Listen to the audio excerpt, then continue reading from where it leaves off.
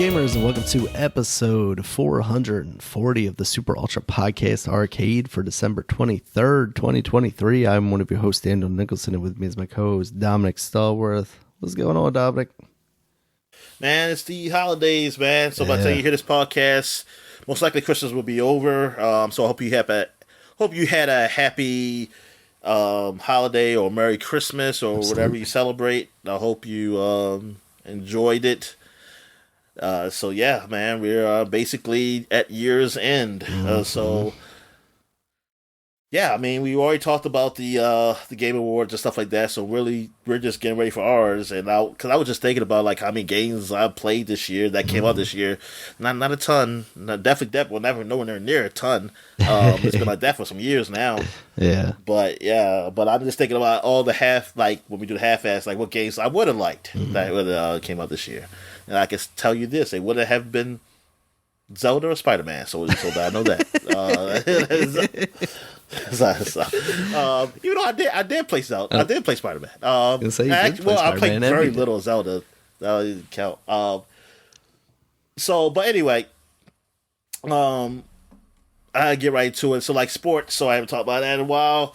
I know my Washington team. I'm hoping they don't mess with the draft pick probability. I hope they continue to lose. They looked like they were trying to win yesterday. I mean, not yesterday, last week, and I was scared because they took out their starting quarterback and put in the backup, and he's a veteran backup, and Brissett, and the offense looks like it was clicking when he came in, and I was like, oh no, I don't want this. It's like, what are we doing? So they said that they only took him out because of protection. Sam Howell, our starter, which is bullshit because he's been hit more in other games, and they didn't take him out when they were losing.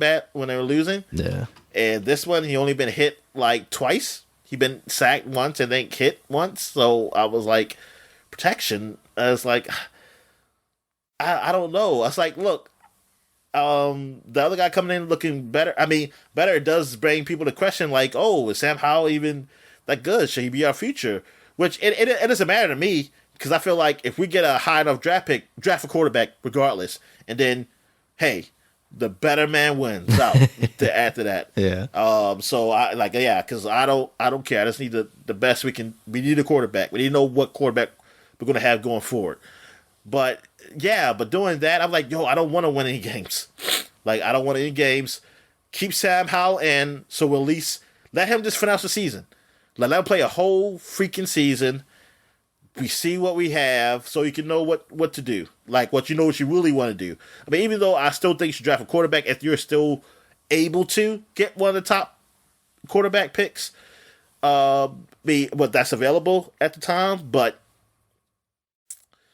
yeah, I didn't like that. I didn't like that. I like that at all. Them taking him out because it was like, man, no, we don't need this. Like it.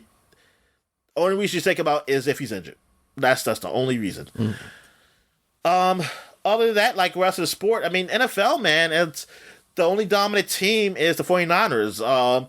Cowboys were going to run, but like I said, I never believe in the Cowboys because they always seem to lose like the first round of playoffs, or they might make it to the second round, but they lose there. But most of the time it's the first playoff game they play. And thing is that I said that they haven't beat anybody over 500. Like they haven't beat any like big name teams. They did beat the Eagles though since we last talked. But the Eagles have been looking bad recently. They lost 3 in a row. So then the Cowboys got their butts whipped by Buffalo. Like they just whooped them. So it's like, oh, well, see, that's another team that's pretty decent. And actually, Buffalo hasn't been doing that great this year, but they're kind of doing better now. And then they met the Cowboys, and they not only did they just beat them, like it wasn't like a close game, they whooped them. So it's like, Cowboys or whatever. So it's like, I don't believe in them. 49ers look like they're the best team in maybe the NFL. We'll see when they play the Ravens because they have the 2 best records. So somebody's coming out on top, or it could be a tie. I mean, technically it could be a tie. Hopefully that doesn't happen. But yeah, so yeah, I really want to see that game. Like, man, a lot of people want to see that game. That's like basically the game of the week. It's on Monday Night Football too. so that's great. I know my friend. His favorite team is the 49ers. He likes the Ravens too. He's kind of like me. Like he likes the Ravens. I think he likes the Ravens more than I do. But his favorite team is the 49ers, so he's going to root for them when they play against the Ravens. I kind of don't care. I mean, I kind of like, hey, I root for him since I root for him because I know that's his favorite team. So I was like, yeah, I root for them. But I mean, playing against the Ravens, I like Lamar Jackson, so it's like it's a win-win for me. Whoever wins, whatever happens. The anything else on the NFL? I think that's pretty much it. I mean, that's all I really care to talk about. Like, if everybody else is kind of just bunched up, like it's like it's almost anyone's game. A lot of teams that are really close, so these games the NFL writes a good script. They write a good script, and they do it every year. And this one, like, a lot of injuries happen. A lot of injuries have happened. That's what's really disappointing about this year. A lot, especially as for starting quarterbacks being hurt. But there's people who's been coming out, like Joe Flacco. He just came back, and now he's killing it for the Browns. The Browns got a chance, man. I mean, the Browns are looking good. Like right now in their playoff spot. Elite quarterbacks can't be held down, Dominic. And then you have the Cincinnati, the Bengals. They their Burrow got hurt, and now their backup Browning has been doing good for them. So I'm shocked by that. Like, I'm shocked that these teams have stayed afloat to be that good. I mean, the Browns have a good team. They just really quarterback is where they think that's where the problem is, and it's something that they paid Watson that money, but first of all, he was suspended last year, so that's understandable. But and him coming back being rusty because he's been gone for so long from this previous injury, that it's and plus with all the off the field shit, it was understandable. And this year he hasn't really done great. He still didn't look that great. So when he was on the field, but he got hurt, and they had backups come in, and then they finally got Flacco, who I mean, they called up. He was sitting at home, but he came in, man, and he's done his thing. So good for him. Yeah. And then Browning, I don't even know who the hell he is. But he's been doing, he's been doing it well, man, for Burrow and the Cincinnati Bengals, who were kind of struggling even when Burrow was playing, and now they're in the hunt. The Steelers are like they look. Well, their quarterback got hurt, and they unfortunately they didn't have a backup that really can come up like the other two teams did. It kind of sucks for them, but they are playing the Bengals again, so I'll see what happened with them this week. And yeah, man, it's been crazy. It's been a crazy season, but that's the NFL. They know what they some great writers over there. They ain't going strike. Those writers are not going strike, Daniel. So that's good. Basketball, my team still sucks, but they're not the worst team. The worst team is Detroit Pistons, who are people on the verge. People say they might be on the verge of breaking the record for the most losses in a row. Oh, jeez. So we're rooting for that. We'd love to see history. I mean, at least they got. That's what I said to my brother. I said, well, at least they got that going for them. Like, my Wizards, they just suck. Yeah. Like, I wish I can have like a record of them losing so many games in a row. At least I can root for that. Or say, hey, I was there for that. I was there for that horrible ass team. They're making history. But Detroit, that's pretty bad because they were there for the Lions going winless. They were the first team to go winless, not win any games. Yeah. And now they might be history for basketball for the most losses in a row. I mean, that's awesome. That's awesome to have that. You can have that in your sports history and say, yeah, we're the town of losers. That's where we are. But anyway, locally, there's been they're trying to move the Wizards and the Capitals to Northern Virginia. What is it? It's not Arlington, right? It's like Alexandria. What's the airport at? Reagan, or whatever it's called now, National. Yeah, but what's the area called? Fuck. Damn, let me look it up. They're trying to, because the owner came out. I think they had was it a mayor? I don't think it was. Oh, the governor, or I don't know. I don't think it was the governor of Virginia, was it? But I don't know. They had a lot of politicians and stuff, and they were just all giddy about moving. And I'm just saying, like, I don't know how are fans happy. It's like about this, and it didn't seem like, especially people. Yeah, it's a new live complex in Alexandria. Alexander, okay, yeah. To especially fans who are like close to the city or who live in like near like the like Maryland area of that, the DMV area, or like the Maryland part, because that's a farther drive, and I think it's 4 miles away from its original location. Which 4 miles, that like from a city, that's far, yeah. And plus with traffic, like that's hell. From there, and thing is, like it's for him, it's good. Like they're talking about they could possibly get $1 billion of tax money to help build like a facility over there, and I mean, yeah, for him, I think like that's great. And in the city, great, more tax. I think money. he was asking for $6 million. The city, they came up with $5 million like on like last week, saying they can pay that, but like Bowser said that, but she basically just said like we can't compete. Like if they're looking for a more suburban area, of course we're not it. If they want city life, like we got it, but suburban area, that's what they got. And I just look at it as like, I mean, this is what's been happening with everything, like pricing people out and like going to places like, it's just where the money is. And so it's pretty bad because that's Chinatown, and how that is a big part of Chinatown and its businesses there, even though there's some businesses I heard that were shut down. Now, a lot of people say, oh, because the crime is really bad. But I know it's like people who say that are not people who regularly go there. Like, it's just like Baltimore. Right. Like look at statistics and stuff. Crime is fucking horrible. It's horrible. And there is crime that has gone up, but crime's gone up everywhere. I mean, it's like one of the worst here, but crime has gone up everywhere. And obviously, if you just look at the economy, you'll see why. But I was just listening to a radio station of these guys who talk about sports, and they go to game stuff. And these guys, they sound like guys. If they was really bad, they will say it was bad. Like they're typically, I mean, they're white dudes and stuff like that.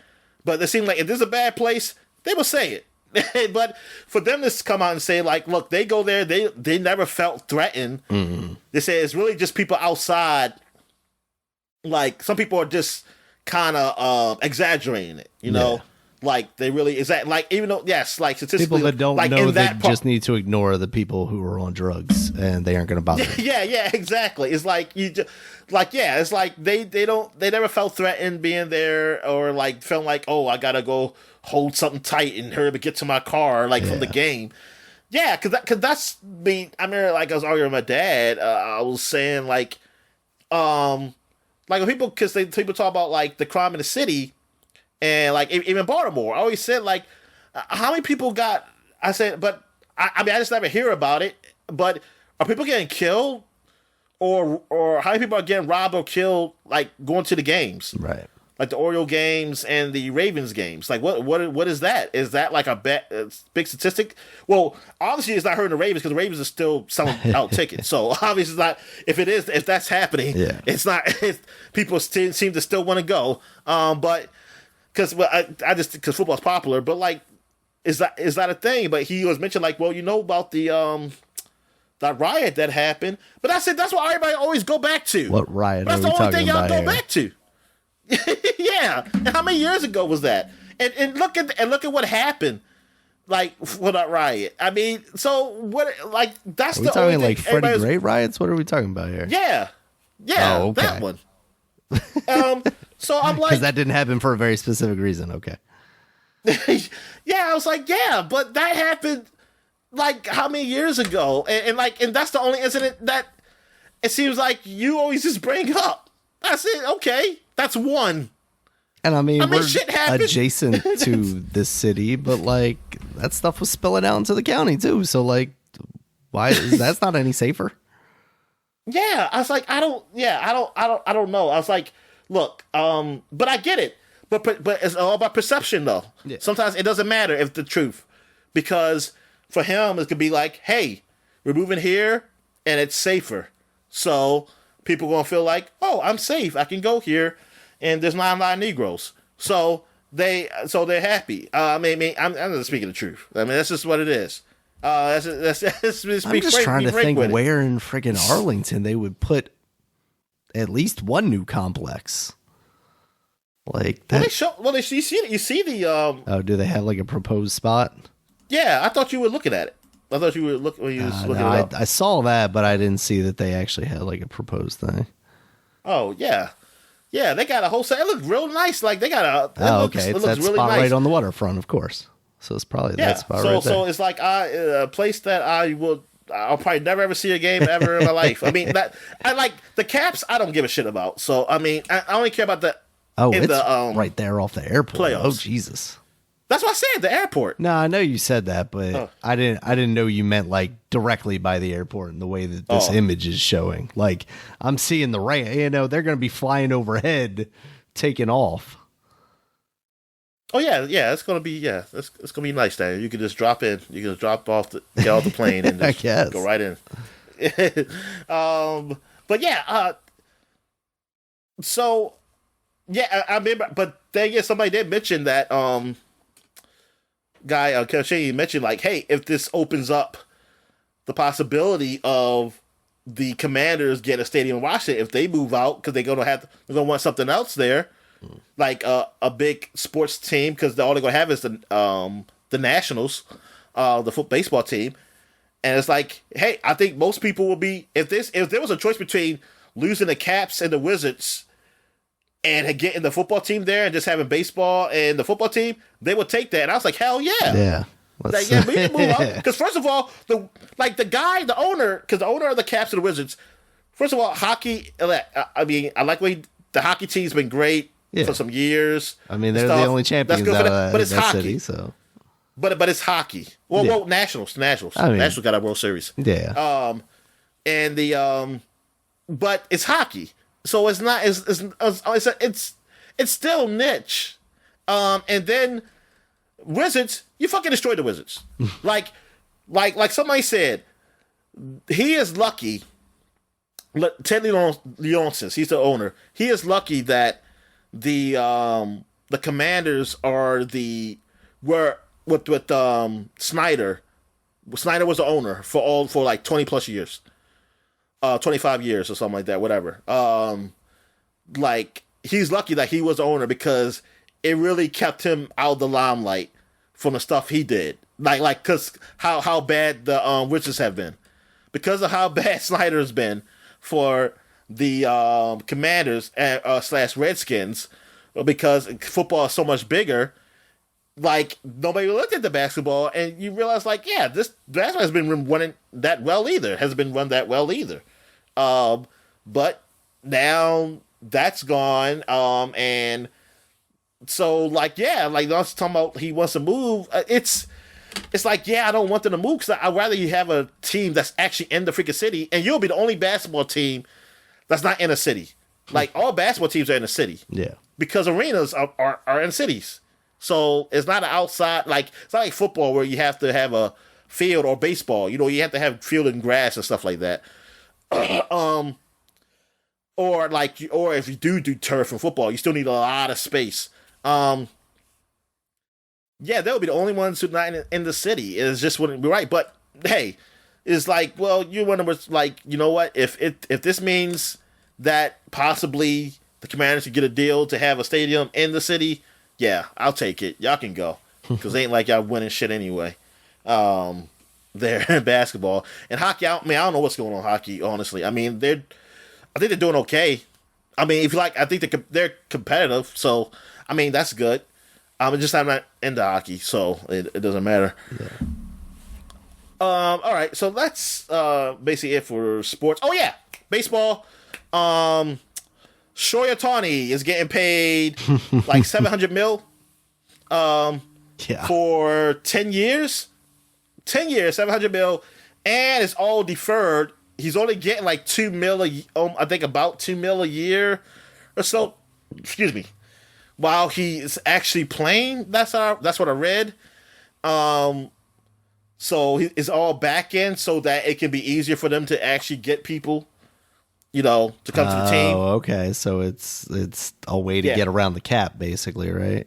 Yeah. Well, it's not really a cap. Baseball doesn't really have a cap. They have a luxury tax or something. So, the thing is that some people, they pay the luxury tax. Mm-hmm. Like the big teams, sometimes they'll just pay the luxury tax because they can afford it. Mm-hmm. But in baseball, I will say this. For the last so many years, like 10 or somebody put a statistic, the highest paid team hasn't won, only won twice. Mm-hmm. That team's been in top three in payroll. Has only won twice or something like that. So it's not really buy and you win like it was in the early 2000s. Yeah. It hasn't been like that in the more recent years. But it does help. And sometimes it don't. Sometimes like the Mets were the highest paid team. They didn't make the playoffs. And the Padres paid a shitload and they didn't make the playoffs. So sometimes, hey, it doesn't. The gamble doesn't work, but sometimes it does. Like with Texas Rangers, they're one of the top paying teams, and they did win. And they paid a lot during the free agency. They put money in, and they won. So yeah, Shohei Ohtani. So he's on the Dodgers. He's on the Dodgers. If I don't know if I can say the team, but but yeah. So he's still in LA technically, because he was an Anaheim Angel, so he doesn't have to go anywhere. It sucks. I didn't want him to be on the Dodgers. I kind of wanted to be on San Francisco, honestly. If he was going to stay in California, I wanted to be in San Francisco. But yeah, so he's a Dodger, and good for him, man. I mean, the guy's also, but he won't be pitching next year for an injury because of an injury. He will be hitting though, and he's a great hitter. Mm-hmm. But I wonder, will he ever pitch too? Because would it be something like, oh, this injury is just too much, and they'll just hitter? That'd be disappointing. And then that kind of changes things because he's getting paid $700 million. Yeah. And if he doesn't $700 million, I'm thinking you gotta use that's all your because skills. He can pitch. That's because he can pitch too. Because there's other hitters who are great too, and they'll get paid nowhere near that much. and yeah, so that could be. I wonder if he doesn't pitch at the next year. He doesn't pitch. You're gonna have people being like, "Yo, this guy getting paid this money, and I think I'm a better hitter than him, or at least close to him." Like, well, what are we doing here? It's like, yeah. Well, yeah, we'll see. Yeah, so I think that Nathan Dodger did something else too, but I have up the news, so I'll probably mention it next week or whenever we do a podcast again. So that's it. So any big wrestling news happen? No, nothing big since the CM Punk returning to WWE, and that hasn't really necessarily gone anywhere just yet. We're leading up to the Royal Rumble, which is at the end of January, and that's kind of where things are going right now. They're gonna do a big thing on Raw because it's gonna be, the first day of the year, and they're gonna kind of make that into a pseudo pay-per-view type thing, but it's not gonna be, the big thing like the Rumble is. And AEW is still just kind of trucking along. They're doing a tournament right now, the CC, the Continental Classic, which is kind of their equivalent to the G1 that New Japan does, where you have kind of brackets and groups of people doing things. And they've had a lot of good matches coming out of that, but nothing big storyline wise right now. All right. So, where we at here? We're at what we're watching. So, Fargo has started a new season. Oh, okay. This year, like some weeks before, I've caught it up. I think I'm only one episode behind. I came out this week. It's been good. It stars the woman from Ted Lasso. Oh, okay. Keely is the star up there. I know. Ham or whatever his name is from Mad Men. Mad Men. Yeah, Oh, he's also in there too. He's like one of the antagonists. And yeah, it's pretty good. I've enjoyed it so far. It's that dark comedy that as always is. Yeah, I really like it. It's like it takes place around Halloween. I see like Nightmare Before Christmas stuff happen. Like they had the music, and one time people was in the costumes and something like that. But yeah, so she's talking with that kind of Minnesotan or like that mid American North, accent, Borderline like, Canadian. Like it sounds funny. It sounds funny because I know how she talks. I was gonna say, does she pull it off well? Well, I think they purposely supposed to sound exaggerated because everybody does that. Oh, okay. Every Fargo, everybody talks with an accent. Well, yeah. All the actors who plays it, and I don't think it's supposed to be. If it is supposed to be realistic, then yeah, those motherfuckers sound weird. Like the only person I know was Pam. It can be weird, Dominic. It can be weird. that Pam. Yeah. That Pam. And it sounds like her. Yeah. But I bet it sounds like a more exaggerated her to me. So with some people though. Yeah. But it does sound like her. But she was like Michigan, wasn't she? Yeah. Yeah. So I feel like once you get into like Minnesota and Wisconsin and stuff like that, it gets to be a lot heavier and thicker. Oh, okay. So yeah, well, in North Dakota, North Dakota, South Dakota, cause that's where Fargo. Right. I think it's Fargo, South Dakota or North Dakota. I forget. I think it's North Dakota. North Dakota. Okay. Because I feel like there's nothing in South Dakota, but I could have those South mixed Dakota, up. I think South Dakota does have. I thought South Dakota was the one that has something. North Dakota wasn't. I don't know. Maybe. How about neither of them have anything, Dominic? Yeah, South Dakota has the goddamn presidents, Daniel. Oh, that's nothing. Mount Rushmore. That's nothing. That's why I went. Yeah, because I don't know what's in North Dakota. Okay. Fargo. Exactly. That's it. Yeah, Fargo. So that's what it is. Yeah, but that's only because of the movie. I was going to say, I guess that's the whole thing, right? Is like the movie is based on there's nothing happening up there. So like, yeah. Yeah, except for killing. Exactly. Murders. Except for killings murders, and which I thought was a true story because that's what it said at the beginning of the goddamn movie. I thought somebody really put somebody in a wood chipper, man. No, I was like, oh damn, man, they people crazy up there. Yeah. All right, but anyway, so yeah, I've been watching that, and yeah, it's been pretty good. It's 3 more episodes left. At least they don't take a break like Invincible. I heard my friend said that Invincible is taking a break. Yeah, I like think a they winter split break. up the 2 parts of the season, so that's part of why. Like after watching part of that first episode, and then you talking about like, oh yeah, it's a weekly thing. And then I saw that it was going to be split. I was like, yeah, I'm not going to worry about this right now. I don't think. Yeah, because that's what he told me. He said, don't bother. Because I was like, because he was saying he watched it, and I was like, oh, I guess I'll go check it out. He said, don't bother because they're about to go on a break. Yeah. It's like a break? I said, this is a streaming service. I was like, that's the whole point. You just keep going. Well, first of all, I don't like that you just don't put them all out. But if you're going to go weekly, like just for like, clicks or whatever the fuck y'all do, the algorithm, I don't know. But like you want to take a break, like, we want to take a break now because of the winter break. It's like, what the fuck out of here. People watch when they want to watch. Yeah. So I don't know, man. I just think stupid. So that's what, yeah. So I'm just gonna wait. Till it's all out there. All right. What else have I watched? I did watch the first season of Star Trek. I don't remember it. The new Star Trek, the New Worlds. Okay. Which is based on Pike. Like that's because a lot of people have been saying like, this is the best new one that has come out, and I totally agree because this is actually seem like it's because it's just like the old series where like each episode is its own story. It's not a one like big long story like series where you have to watch every episode to know what the fuck's going on. Like they did with the Discovery. Well, see, that's the thing. Discovery is what I thought this was. Like what this series is what I thought Discovery was going to be. with the name Discovery. That's what I thought. And I mean, but it did not turn out to be that way, and it never turned out to be that great. But this one, a lot of people, man, they really like it. They really enjoy it, and I watched it. And I said, yeah, this was actually pretty good.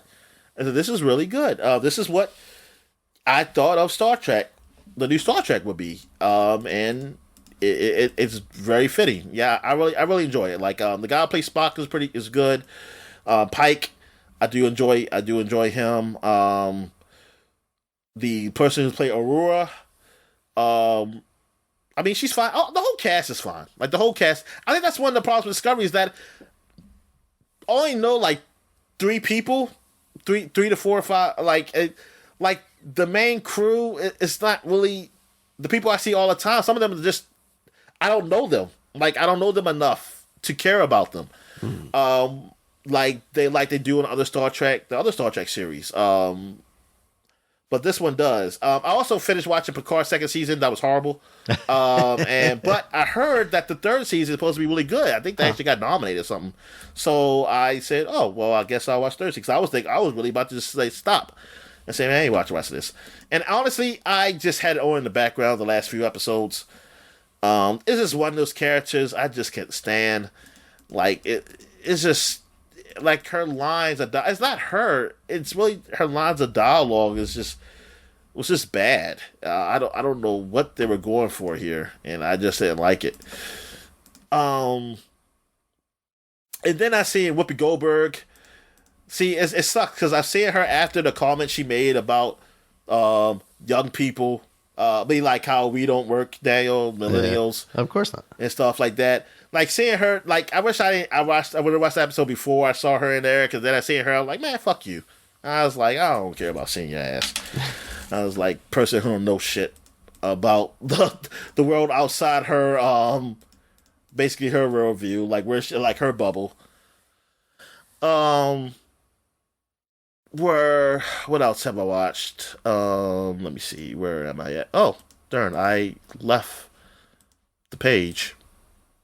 And now I have to find where is... The only thing else you have under watching is Tales of Revelry, but I figure that's game, right? No, yeah. Oh, shit. I put it under there again. Oh, yeah. That's a video game. Yeah. So it's just South Park. So you watched that too. But did you watch anything else? Nah, nothing else really worth talking about. Okay, so yeah. South Park had a new special. What was it called? What is it called? After Dark. Yeah, something only. Like it's not acceptable for children or something like that. Definitely not. Like, I mean, no, South Park is, but that was like a part of the title. I'll let my kid usually watch them, but yeah.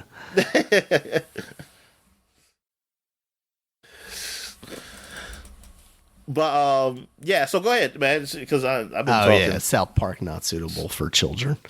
Yeah, and it is definitely not suitable for children. It kind of goes two paths. One of them is all the kids getting into Cred, which is a new hydration drink, basically the equivalent in real life of Logan Paul and what's the other dude's name? KSI, I think their energy drink Prime, and then Randy is going down the OnlyFans path because one of the teachers at school, they find out that she had an OnlyFans, and Randy's just sitting there like, oh man, I could make side hustle off of this, absolutely. Because what they say, the teacher was making like $10,000 a week or something like that. Yes. Like, man. I thought overall the episode was pretty good. I mean, this is an episode after like the past couple that's like a lot lighter in tone, you know, like it definitely is. Yeah, the subject matter is a lot lighter, I guess is what I should say. You know, like you're talking about, you know, well, I say that, but like the effects that like the influencer culture can have on kids is actually kind of really bad. No, they influence them very well, Danny. but they take a kind of it's not a particularly heavy hand to them, which maybe I don't know. Maybe it's not very controversial. Really. No, yeah, it's one of those things where it's like, yeah, this is kind of bad, and they don't even really like punch hard on it. It's just like, oh yeah, this thing is bad, and they're doing it. You should maybe look into it, I guess.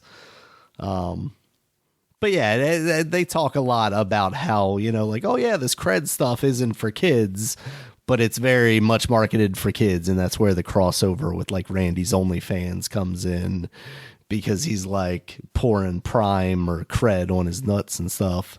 And then, his views go up and people are like, yeah, but it's kids watching this. It's like, no, the demographics say that it's 21-year-olds on my platform. It's like, yeah, because these companies are lying to you, because they know that people don't want things sold to their kids. But the reality is that's who's watching a lot of this stuff, whether it be influencer videos like fucking what's his name, Andrew Tate, or whether it even be adult content. I'm sure there's or Joe Rogan. Joe Rogan.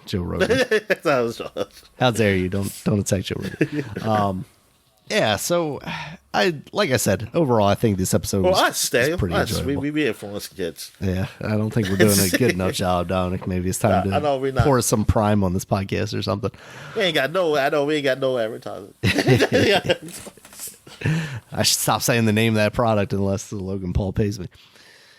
So yeah, I thought it was, they had quite a lot of funny jokes in there. I thought it was a good episode. I enjoyed it. What did you think? Yeah, I thought it was a good episode. Like compared to like the last. I mean, I thought it was better than the last one, and I thought I don't remember what the one before that one was. Was that still like the COVID specials? Was that like the post? Oh, Streaming Wars. Oh yeah, Streaming Wars was in there. Yeah. So but yeah, it was one of those.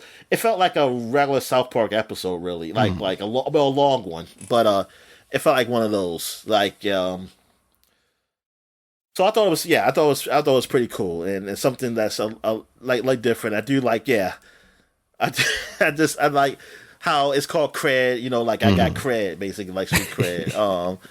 And just the people going crazy for that stuff. Is it Clyde, the one that doesn't have any cred? Yeah, his parents don't Clyde, want him? Yeah, exactly. And I was just like, he lied about having cred, exactly. Or I like how you mentioned, like Cartman mentioned about posers, like that guy, that one kid who's like a poser. Like he doesn't even like it. He just because he had like 10 bottles on his book bag or whatever. Yeah, Cartman only had 3. Yeah. Oh man, it did it like how Claude got the. Oh man, I saw my man, the kid who got that disability, but he's like pretty bad. Yeah, like he was selling those creds. Selling empty bottles. He sold some plastic bottles, so you can just put it up. Yeah, you can just fill it up with like this another some kind of food color. It was like water and food with color. Yeah. And Clyde put apple juice in it. Yeah, I know. Unfortunately, he got caught with it, like with the fake one. But oh man, it was cool. I really what were the groups that Cartman was like? We're gonna start a group, affinity groups. Yeah. So, and I like when they couldn't, like, the affinity group kind of went bad. They said, "Hey, why won't you?" And Butters was like, "Why don't we just do a group where we just talk like how like positive we are and how power like for we are." I said no. He said because we're a bunch of white kids, we're a bunch of white men, like boys. People don't like white power groups, so like that, like white power groups. Because that's the thing too. But I that's something I don't really pay attention to. But I know that's the thing about affinity groups and like cause people. Positivity and stuff, but sometimes that goes awry also. It's it's just a mess. But that was a cool episode. And I'm curious, like, cause I'm guessing they're just doing a bunch of specials. I don't know when they're gonna have just a regular season. Yeah. I know they were in dispute, but I think I don't know if it's over because the dispute with them and HBO Max about South Park and stuff like that, because they had the series where they get the live shows, but Paramount get the specials. Right. And I know they were in dispute with them about like their contract. Because HBO Max, like all their stuff now is coming on Netflix. Like every time I look at Netflix, like, oh, look, another HBO, another WB movie is on there. Yeah, because almost all of them are up there now. Like I think there's a few more to go. Like Aquaman, I think is coming. Not the new Aquaman, but the Aquaman. Which I didn't even realize. Month. Like I knew at some point that movie was coming out this year, but then just seeing people's reviews of it and stuff, I was like, oh. That did come out, didn't it? Jeez. Yeah, and WB's put all their movies out at the same time. They have, what? Willy Wonka, that, and The Color that's Purple. Coming out this year, too. And they all just come out together. God. And they, I guess they just say, like, they're just going to take advantage of this month. This is going to be ours. We're going to get all the money. We're going to try to take all the money. Because I don't know because Disney's not really doing nothing. No. Really they got Wish. Oh, yeah, they're not doing nothing this month. So yeah, they can do that. Yeah, Wish. How dare you wait? That movie came out last month. Never mind then. I think WB saw that and they were like, yeah, we taking over. You're right because that movie is out and I forgot that it already came out.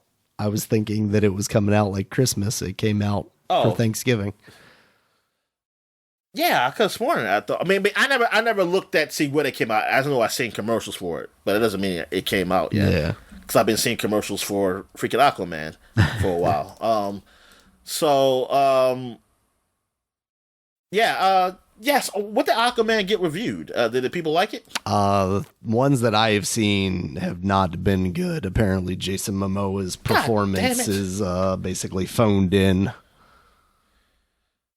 No, well, I mean, is he a good actor? I don't know. To be honest, I have no idea because it sounds like he was kind of over the top in Fast and Furious, and I don't know if that's like good over the top or just like a bad actor over the top.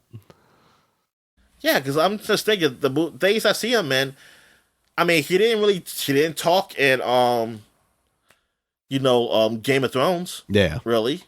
So, and I mean, I seen him as a young kid in Baywatch, and he was horrible. But that's because he was in Baywatch and he didn't have boobs, Dominic. I know how you feel. I'm trying to think. Like, does it? Well, I never seen that series C. The one on Apple. Apple. Yeah, I never seen that, so I don't know. So what we got here? So that's it. So that's it for what we're watching. So we get to what we were playing. Yeah. So you can go ahead. Yeah, you can go ahead. So I got back into playing Tears of the Kingdom. I followed the path to fight Ganon, basically, but I'm not at the end of the game. I think I've still got a little bit more as far as like the main quest stuff goes, and then I of course have a million side questy things to do if I choose to do that. But I did fight like a Phantom Ganon, and I beat him. So I think I'm getting close to the end, but I know there's like another temple, I believe, that I'm supposed to find another like sage or something in before I get to that. So I've got a little bit more. But the thing I've been playing a lot over these past 2 weeks is Link's Awakening DX HD. So some anonymous person. Where is that at? What's that? Where are you playing that at? Is that like a on PC? So, it's okay. Yeah, so it's emulated. Okay. So some anonymous person just dropped on itch.io a port of Link's Awakening DX, the Game Boy Color version of Link's Awakening, on the PC. So it has like full widescreen support, seamless scrolling. You can use 4 items at a time instead of just the 2. It's really incredible. Like seeing is that what it does on the Switch version? No, the Switch version actually is the button mapping is different. You can use more items than just the 2 on the Switch version because you use like the boots on the triggers, and then it's more like I think I don't remember face button wise if you have all 4 available to you, but it's more like, okay, this item is assigned to this button, this item's assigned to this button kind of thing. But just going out into, because you start in the house like you do the game is basically exactly the same. So you start out in the house and you just have, black border around the whole thing because the house is only so small. But then when you exit through the door and you see basically the entirety of the open world that fills your screen, it's just like incredible looking. And of course on the PC, it's also, crisp because it's a higher resolution, even though it's pixel art. You can also go into the menu and scroll out or in, like if you want a closer view or a further away view. So you can scroll out to see the entire island at one time and play like that. Now, I don't have a big enough monitor to really make out Link at that point, but the idea that potentially if you've got a big enough monitor, you could see the entire island while also, playing and being able to see Link's actions is pretty cool. And when I first started playing this, I was like, oh man, this is incredible. Of course, Nintendo has already cease and desisted, taken it down. So to find this, you will have to go through slightly more nefarious means than just going to itch.io, unfortunately. And it also makes me kind of sad because I don't know if now we'll get like any sort of revisions or updates to it. Now, I still see stuff for AM2R, that Metroid 2 remake, like getting updates and stuff. So maybe we will. Because when I first started playing this, I was like, man, I'm never going to play like the classic Game Boy version again because I have this version. Like this is it with like all the creature comforts and stuff like that. But there's enough that is just slightly off that makes it not quite the experience I want it to be. Like the seamless scrolling and the visuals and the 4 button, that stuff is all amazing. But there's just like slight things like enemies spawn a little quicker, or, this boss doesn't have the same weakness that it used to. And by weakness, I mean like even being able to attack it. So there's this like lost ruins that you go into, and like the entire path there, they're giving you arrows because in the original game you use arrows against this guy. And like I'm fighting him one morning and I'm like, I can't do any damage to him. I'm trying the sword, I'm trying the arrows, I'm trying basically every power that I have, and he's not being affected at all.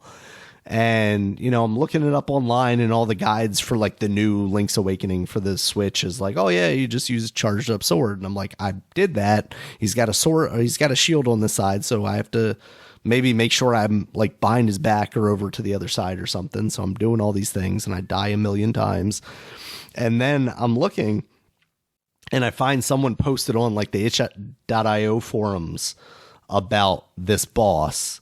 And they're like, yeah, you use the Pegasus boots against him. And of course I hadn't tried that yet because that's not how you beat that guy in that game.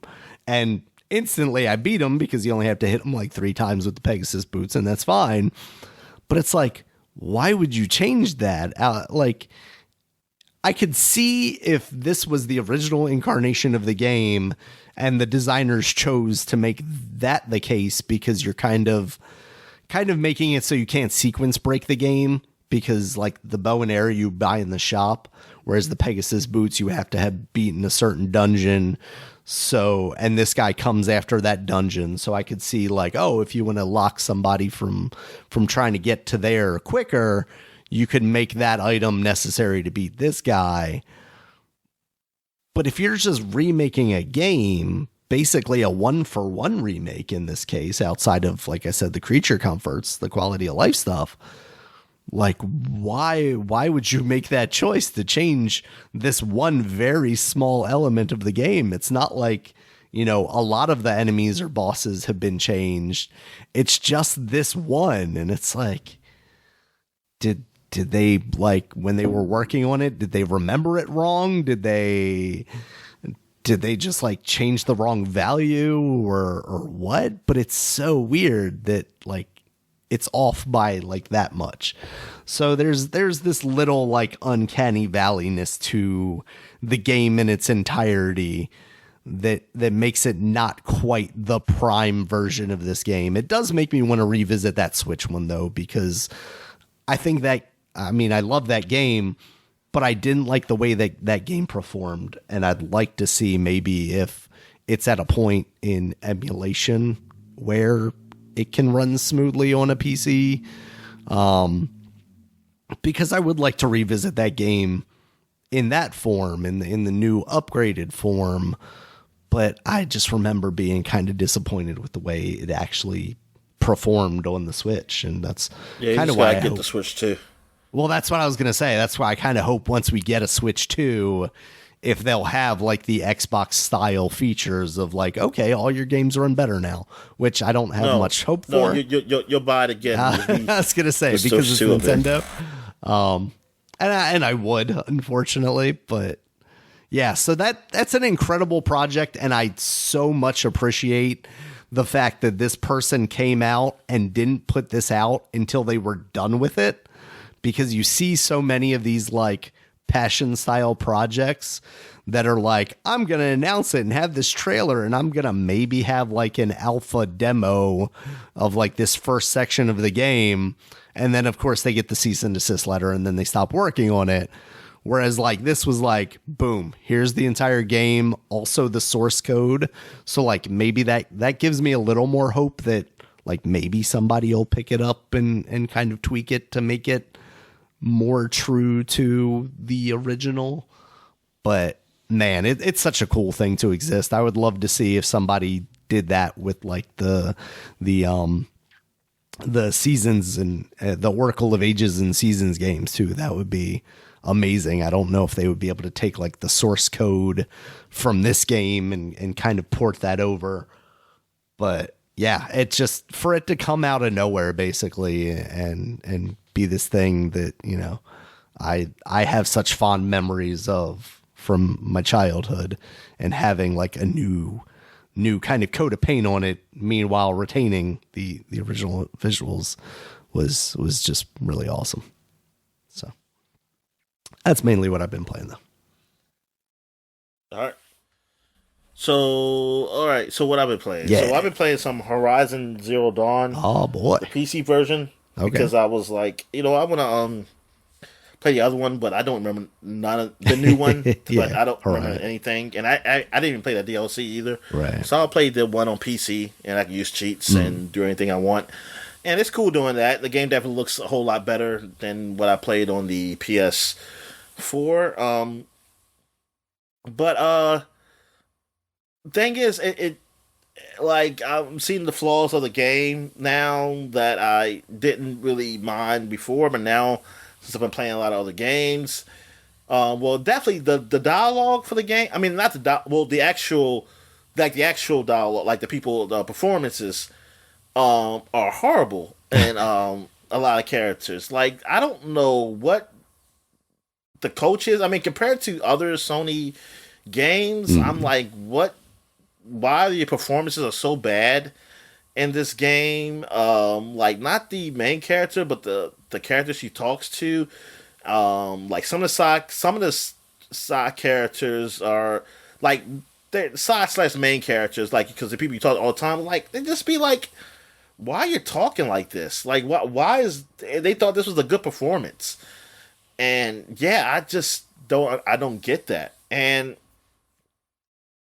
also the climbing, like just that not knowing where to climb on the cliff, because it's just like, man, it's like, come on, it looks like there's some grooves here, I can just climb up, and I'm like, that kind of sucks that they make it so that you can't just climb on this rock like this. I don't know how they do it in the new game. Maybe it's a lot easier, or maybe they do let you climb more on things, I don't know. You know what game does let you do that, Dominic? Zelda. That I know, Daniel, but it also has a meter though where I can't just stay up there. It does. You're right. So that negates the negates everything because it's like, hey, if they didn't have a meter, then I'll be like, oh yeah, that's fucking awesome. But no, they got it so I can get tired. So go fuck them. They can go fuck themselves. So anyway, but I do like the whole fighting the machines combat. It's still awesome to do. I really enjoy doing that, especially the big Tyrannosaurus Rex one. I mean, all of them have their special, special ways you can do it, and getting the certain arrows or other weapons to use, special weapons to use to defeat them. I really like that. But yeah, but I'm definitely seeing the flaws. Like I'm seeing the flaws of the game a lot more, and that he was like, man, this is not it's not what I remembered. Basically, like really liking like this game came out now. This is definitely be on the mediocre end. Like it'd be okay, a okay game. Definitely would not have been like no game of the year contender. Honestly, and I'm thinking, I'm looking at, I was like, yeah, that's something. I think because expectations are different now. I think the expectations are definitely different for games now. And plus, what I've seen what other single player games have done since, it's like, yeah, man, you gotta do better, man. You gotta up your game, Gorilla. So maybe they did in this other one, but I don't know. But based on the reviews for that game, I mean, I think it's all right, but it's not. I mean, it was not really like, it didn't get as much props as the first one did, like the second one. So I'm wondering what the next game they do, if they're doing a new game or Horizon 3, man, I think they definitely got to up it. And the way it's looking, like people are just sticking with what they know. Like nobody's doing something different. Yeah. So I wouldn't be surprised if Gorilla's just doing a Horizon 3. Oh no, I think they've already. I know they announced like a multiplayer thing in the Horizon universe. I think they announced Horizon 3 too. But like, yeah, that's the problem. Is like all these big companies, especially, when they're spending as much money as they are for these AAA titles, like nobody wants to make sort of any type of risk. They don't want to take risks and then lose all that money, which is. Game companies need to learn to make smaller projects. Yeah, I'm about to say maybe just to do small projects, man. Like movies. I mean, movies don't all be fucking big ass budgets, man. Like some of those WBs are small films. They don't make. I mean, they don't cost that much, and you might not see it like, oh, it's not in the top something in like for the week, but it makes its money though. Yeah, because it ain't cost as much. Exactly. All right, so I also played some Halo Infinite, because they got an update. They did put Firefight in there. Oh, cool. So I was playing some Firefight, and it was fun. It was Firefight. Firefight is kind of like the Horde mode, that they had originally in Reach, and they had in some other Halos after that. Does it have matchmaking? Yes, it's matchmaking. Yes. That's what I was playing with randos, and. Yeah, it was like King of the Hill, where you had to go guard your point, and then they just spawn a whole lot of enemies close to there, attacking you. And yeah, man, I had a fun time playing that. It's all right. Because I definitely did not want to play just regular multiplayer, because that's just like I haven't played that game in so long, and man, I don't think and I didn't play like. The most fun I had with Halo multiplayer was Halo 5. I was doing really well because I was playing it a lot and doing pretty good, but that was a long time ago now. So now, it feels like a long time ago anyway. But I haven't played this game in so long, and just like I just have the patience to jump back in for that. So PvE is like, where is that for me? Like anything PvE, I'll do that. I wish there was more to this than Firefight, than just Horde mode. I wish there was like some other kind of PvE stuff with Halo to do. Where I wish there was something they could do in their Forge mode, where they could kind of make a not really like a campaignish type of thing, where people can make their own kind of campaigns or something. Yeah, like not full campaigns, but like some type of level or something where people can just jump in and play. I think they do have something close, but not really, but it's something where I can just jump like, hey, these are like you can just jump in with people like we're going to give you a random forge map or something and that somebody did that's PvE and you just kind of go through and shoot enemies and shit like that to get to the end of the stage. But yeah, I just want something more to it. But I mean, Halo, I mean it's got a lot to it. It's got a lot there for multiplayer and it's free. The multiplayer is free, so that's good. Yeah, I keep forgetting that. I keep forgetting like, hey, you could just go up there and play. And I know some people because they talk about the player account and things of that nature. I don't know what the player count is on Xbox and on Steam. Last I saw, but it was real low. And I don't know what you do to make it better. I mean, I don't know what you do without changing just the game itself. Like, I don't know. Like, the player count now, is it good for them? Like, is the overall player count good for the company? Like, is this fine? If it's not fine, I don't know what the hell you do, honestly, because I don't want it to be any like type of Fortnite or nothing. Like I don't want it because that's not what Halo is. I mean, I see people bitch about Halo, but I see some people who'd say that they like it. They like it what it is. While some people complain about it, and I don't know what they want. Like, what do you want from Halo? To get better, like you just want Halo 3? Is that what it is? Like you just want that multiplayer? And for me, it's like I guess it's a feeling because I'm not into it like that. Like because I don't just feel like I mean, no, it doesn't feel like Halo 3, but I never felt like Halo 3 was better either. You know, like that's for me personally. Now, like if your person is really into it, maybe you can explain more why it's better. Because for me, I just feel like it's the same, but it feels a little different. But I don't know. It just seems like the same to me. Like this stuff. Like they add some stuff. Like I like Reach multiplayer. Like I really enjoy Reach multiplayer. I end up enjoying 5. I know how some people hated 5 though, like because they add some of that stuff like the slide and like the boost thing, and the boost stuff that was good for me. Like I like that. And the aim down sights and stuff, man. I like. Come on, man. I mean, yeah, that's good. I mean, I know Halo didn't do that, but I like it. And the thing is, they make it so that you don't have to aim down sights. Like it's still. Halo is still like probably one of the best shooters where you don't have to aim down sights, like and still it feels good doing that. It feels all right doing that, but whatever. Also, I played this game called Championship. Championship is similar to Vampire Survivors. It's a new game. I don't believe it's out yet. I know there's a demo out there and. Then there was a prologue, and I think I played the prologue, which is I haven't really looked very much at it. Like Q1 2024 on Steam right now. Yeah, and I don't know what the prologue exactly is, like story wise, you know. So and like because I was curious, so when I see the demo, I'm like, okay, what's the difference? Like, is a prologue really like its own game, and the demo is just a demo of the original, like what it's going to be? Yeah.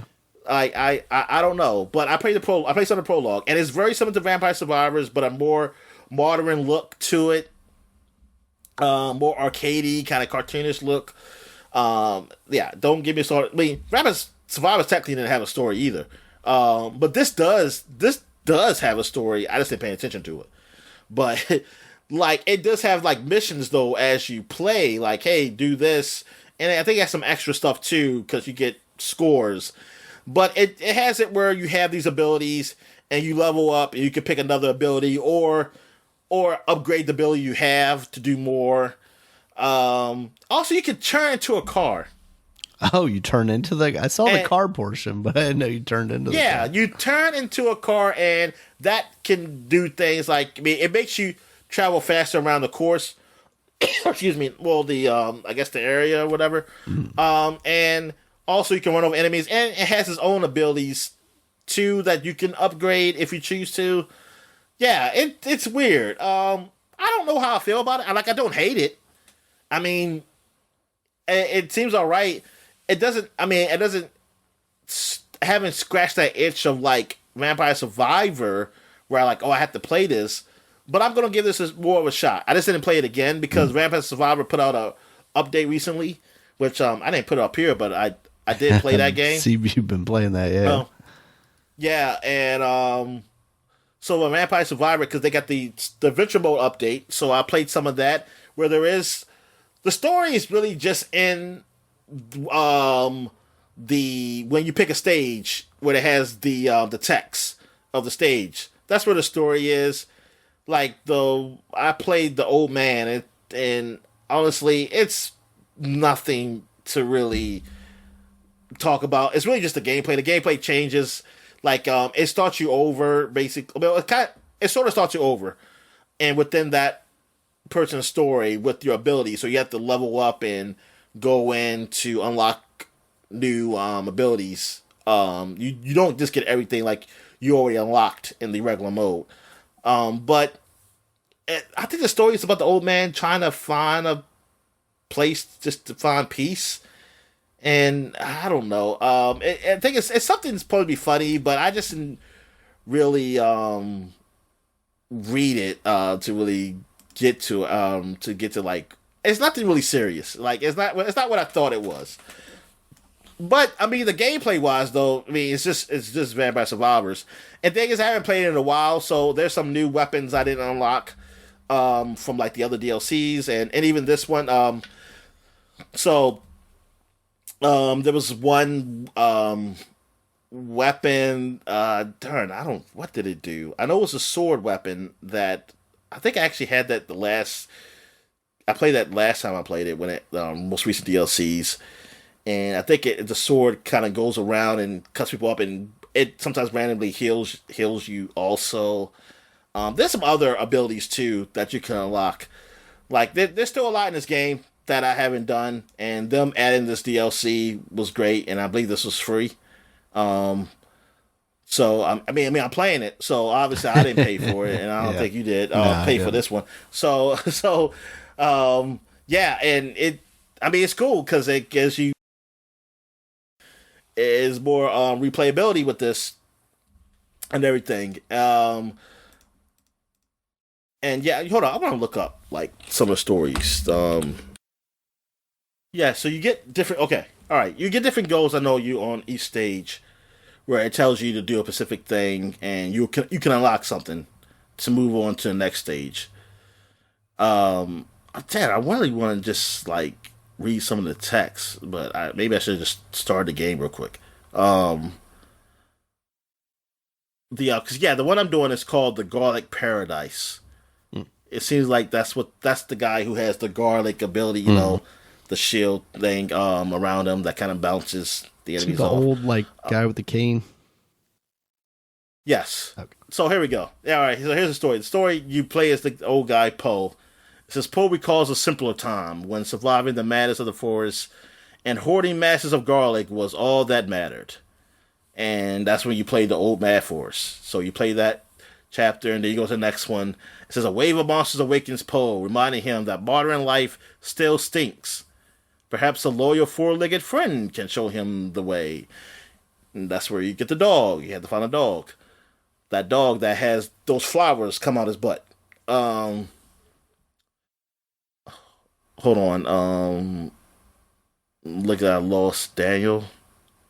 Hello. All right. Yeah, lost you there. But all right. So what's the last thing you heard me say? Four-legged friend. Yeah, the dog that's the dog where that has the flowers come out his butt. Cause you could be that character. That's from the regular game. His name is Old Soul. Yeah, the dog's name Old Soul. Oh. Old Soul leads Poe deep into the forest to rescue a holy man with a retirement plan. Perhaps this priest will reward their stinky savior with guidance to the promised land. And then the next one is the path to the Garlic Paradise leads Poe into an orchard of arboreal nightmares. cut down these pernicious plants to find the verdant fields of dreams. And there's more, but I would have to scroll down, and I can't scroll down because it's a screenshot. So so that's all I can see. But yeah, that's how the story is. It goes. That's how it's told, really. So it's really you just basically just playing the stage and doing like the goal, and it just give you a little funny story that goes with it. And we're back. So now we're doing a flashback segment, and this is going to be basically the end of the rest of the month in games. Also, I'm going to do the covers since I haven't done the covers yet. So then by next week, we'll probably be doing other covers. Yeah. So ain't really much that's worth really talking about that came out because it is the end of the year. It's rare that you get a games that really come out at the end of the year, but you do get some. We got one. Peggle 2 has come out. Is this for the Xbox? What? All of them? Or because Xbox One just came out. Yeah, this was for the Xbox One. I don't remember if that was like an exclusive type thing, but I believe it was the first time it was released because it came to the 360 according to Wiki in 2014, along with the PS4. Well, you know what? That's what EA was doing. They were because that's what they were Titanfall. Yeah. Yep, and Plants vs Zombies, Garden Warfare. Yeah. The Xbox One version came out first, then the Xbox 360 version came out like a month later. So yeah, I wouldn't be surprised if there was that probably was like a deal behind doors where like, hey, come out on our thing first, like come out here first, and then bring out the other one. And one day we'll consider buying you. Yeah. All right. So yeah, Peggle 2 though. But Peggle 2, yeah, that was a great game. I really liked it. I played Peggle 1 some, and actually I think I played Peggle 2 more than 1. And I'm trying to think, did I even play Peggle 1 before Peggle 2, or did I play Peggle 2 first? I don't remember. But I know Peggle came out as like a Peggle 1 came out as like a Games for Gold. So I did play that, but that's what I'm thinking. I think I tried out Peggle 2 because maybe it was a demo or something, and then I stopped playing Peggle 1 and realized like, hey man, this game is just addictive or whatever. So yeah, yeah, it's one of those puzzle games, man. Like that just gets really addictive. Like that's really fun. That those PopCap has done, man. Like they make those games.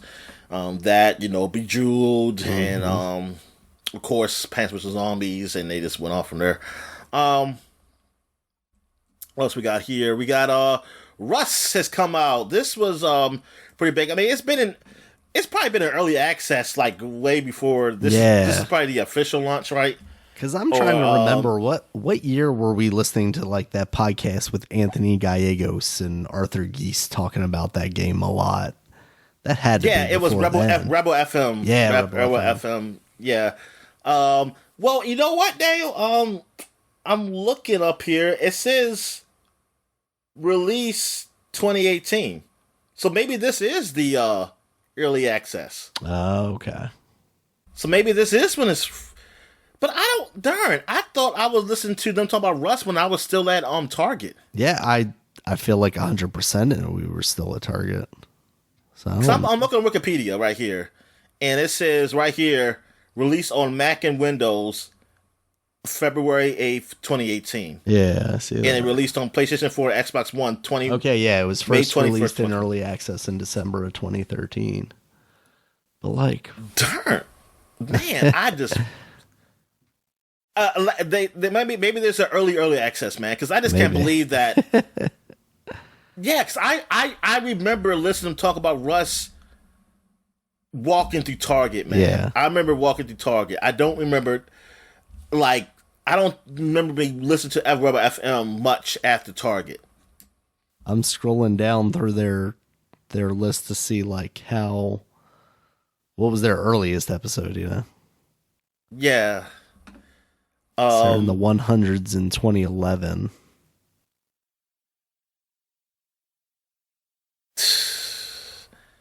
Yeah, I just remember. Yeah, I remember them talking about that game.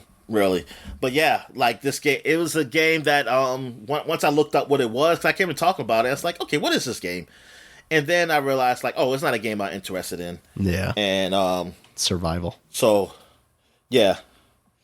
Was here for the nudity though. Okay. I don't know what I'm doing. Okay. Yeah. So, I'm sorry. I was doing something. All right. I'm back. All right. So we talk about Rust. Yes.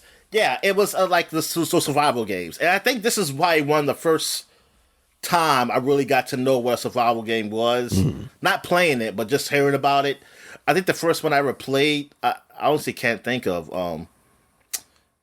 I can't really think of it. I know I played Ark, but I feel like I played something before Ark that was a survival game. I don't know. What survival game have you played? Basically, for me, the only one I can think of is the Don't Starve. And that's a different kind of survival thing. Yeah, because it's isometric cartoon. See, I never played Don't Starve. I'm trying to think. I know I gotta have played something. There's that like was, that. Maybe the technically whatchamacallit is what's the game for Xbox? The zombie game? Fudge. I'm blanking on it. The one that's coming out with the 3 soon, right? Well, yeah. Soon. Zombie Xbox game. State of Decay. State of Decay, yes. State of Decay was one. Yeah, that was basically a survival game, and maybe that's one of the first ones. I played This War of Mine, but I played State of Decay before that. Yeah, that's probably the first. Yeah, that's probably one of the first ones. That's probably one of the first ones I played. Yeah, because I'm looking at survival games right now. I played This War of Mine. I did like that, but that's a different type of survival game. It's more like, to me, a strategy, like, because I'm not controlling a player. You know, I'm just controlling a community. This War of Mine. It's not the same as like Rust, where you are a player. You are the player. I never actually played Terraria. Whatever. What the fuck is that? Terraria? Yeah. I never played that. Even though I have it. 2D Minecraft. Everywhere. Yeah, exactly. That's what I always hear is 2D Minecraft. RimWorld. Oh yeah, RimWorld. Yeah, I heard about that. Oh, I think of nasty things when I say that, Daniel. I don't. That porn has ruined it. The internet has ruined me with things like that. I just think of Rim Job or something. Yeah, every time I think of RimWorld. Yeah. So yeah, Subnautica, I did play that. Yeah, but yeah, it's probably the earliest game I played that was considered survival was State of Decay, and then I tried out Ark Survivors Evolved, and I realized I definitely didn't like Ark. State of Decay, the zombie stuff made it easier. The action of that, it was a little, it made it a little simpler, but it got old fast for me, too. Also, like I don't know what the end game is for that. That's the thing. State of Decay, I don't know what the end game is. If there's even like for the first one. And the second one, I think, that's multiplayer and everything, so I can see you just keep playing that, just keep playing until you just fucking don't want to play no more. But yeah, I don't know about the first one. Ark, I wish it wasn't. I wish it was more like. Well, I wish Ark was more like Skyrim, more like a Bethesda game. Mm-hmm. That's what I really thought it was. Yeah. The survival stuff of oh, I'm tired and I'm hungry, and then I gotta go poop, and exactly. I ain't got time for that shit, man. Yeah, I just want to fight cool dinosaurs. Yeah, exactly. I didn't even get to that. I got to some dinosaurs killing, but it was even the stupid dinosaurs. All right, where are we at here? We are at it's a lot of games that came out and nothing. That's it. Yeah, it was a lot of downloadable games or old games. Hey, it's even a game for the Ouya, man. They had Killing Floor come out on the Ouya. So there you go. So yes, now we're going back 20 years to 2003. There's only one game worth mentioning. Well, actually, no, it's more than one because I forgot. I put someone down here. So one game that's worth mentioning is Sonic Heroes, and that came out in Japan on almost I guess everything. I'm wondering, did it come on Xbox Japan too? Maybe it did. Don't waste your time. But Sonic Heroes came out. That was probably my favorite 3D Sonic game. At the time. I didn't really care for adventures or anything on Dreamcast, and this one came out where you have the 3 characters at once, where they're kind of back to back, and they, I don't know if they each has different abilities or anything, but it's like a team of 3, basically, and you go through the stages and whatever, like from the rear view, basically, and it was all right. It was an all right game. Not great or anything, but I was fine with it. What I played. I played with Sonic, Knuckles, and Tails, but then there was some with the other characters. I think one was like Biggs the Cat and the Crocodile and something, and then that's when I was like, okay, I don't like these weirdos. I was like, I just want Sonic, Tails, and Knuckles. That's all I want. I said, I don't care about these other characters. And yeah, man, it was a fun game. I mean, it got like a rate around 7s, so it got an average score. So I think people overall, I think it's looked upon as one of the good Sonic 3D games. Really, out of all the ones, because it's been some bad ones out there. But the kids love it. The kids love these new ones. The stupid kids. All right. So you never played this one, did you? Sonic Heroes? Nah, I never played Heroes. Okay. All right. So what else we got here? We got Max Payne was released on Game Boy Advance 20 years ago. I didn't even know there was a Max Payne game out on the Game Boy Advance, but it was an isometric view, and I think they still have bullet time, right? Like you still can just dive and everything. So it was actually, it got rated pretty good. I mean, it got in the 7s, man. Like I think you say IGN, you give it like a 90. Yeah, man. So Rockstar, man, they were doing it on the handheld, man. Like, I mean, you know, they did like China Wars later on the 3DS Wars, and things like that. I never played that. Did you ever try that out at all? No, I never did try China Wars out because I don't like the Chinese, Daniel. I don't. The Chinese, no, Daniel. They're communists. And you know what? I can't do that. Stealing all my copyrights. So I was joking. No, I just never did. I never did, and I like even that emulation. I never thought about even going there. I think I forget about it. Like I always thought, like, oh, that's cool. The China Wars is good, but I always thought just like how the PSP Grand Theft Autos were. It's like, they're probably not worth my time. But now, like I'm thinking back, I'm like, man, they're probably okay. I probably should have gave them a shot. Yeah. Really. And the Chinatown Wars, I should have gave that a shot too, man. Like with triads and everything. So, I mean, yeah, they have all the gangs. I mean, they had that was the triads. I want to say there was a Yakuza. No, there wasn't. That's the only one they didn't do. Was a Yakuza one, wasn't it? There was nobody who was like a Japanese led Grand Theft Auto, like a side story. I don't remember. I don't think so. Yeah, I don't think there was. They think that's the only one. Well, they covered their bases with China, Daniel. They just said, "Oh, that's the Asians." But no, yeah, that's the only gang really. They didn't do well. Obviously the cartel, but I always say they did the cartel and Smuggler's Run. Smuggler's Run that's the cartel game. And you know what? Maybe Midnight Club has some Japanese stuff in there with the Yakuza, you know, Daniel. So you can just say they covered the basis with that.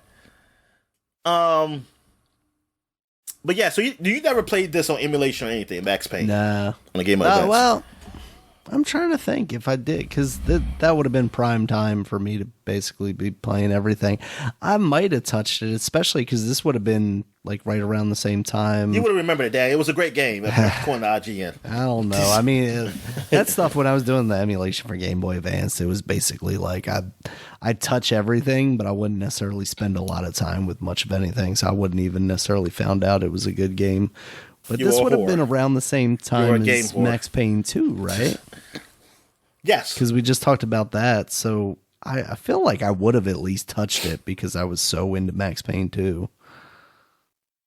But it doesn't leave a lasting impression if I did. It's just amazing how Nintendo, they, like, it was always, like, the Game Boy just got everything, man. Yeah.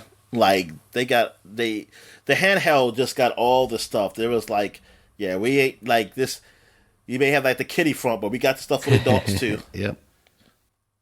Like Leisure Suit Well, Larry. you know what? They were just doing like the South Park where they said like, "Hey, this is for adults, but it's for the kids." These are the kids. Exactly. Yeah.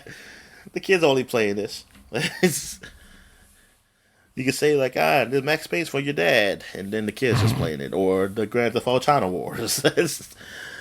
All right. So what else we got here? We got Donkey Konga was released on the GameCube, Daniel, in Japan. Oh.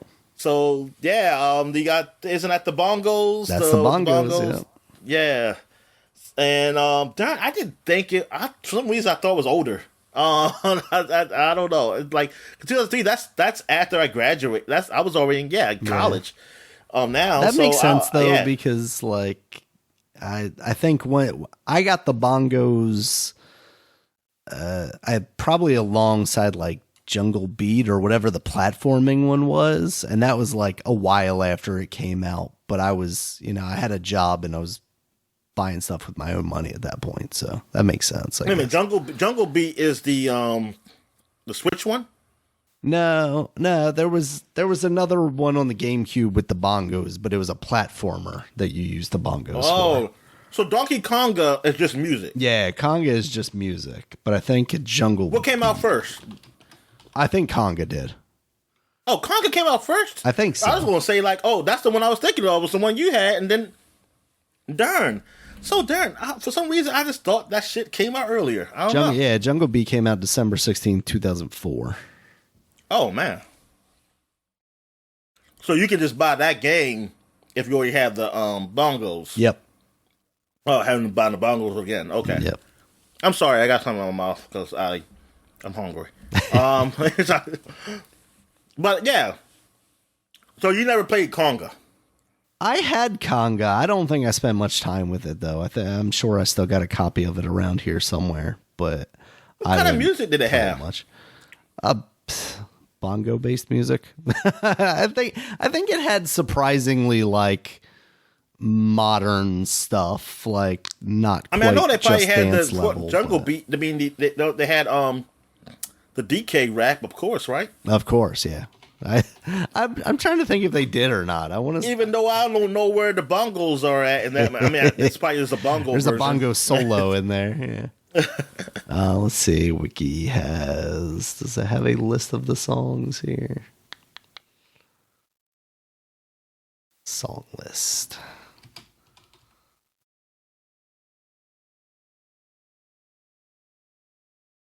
Of course, you're gonna give me Monkey Rap from Donkey Kong 64. Yep, does have it, Dominic.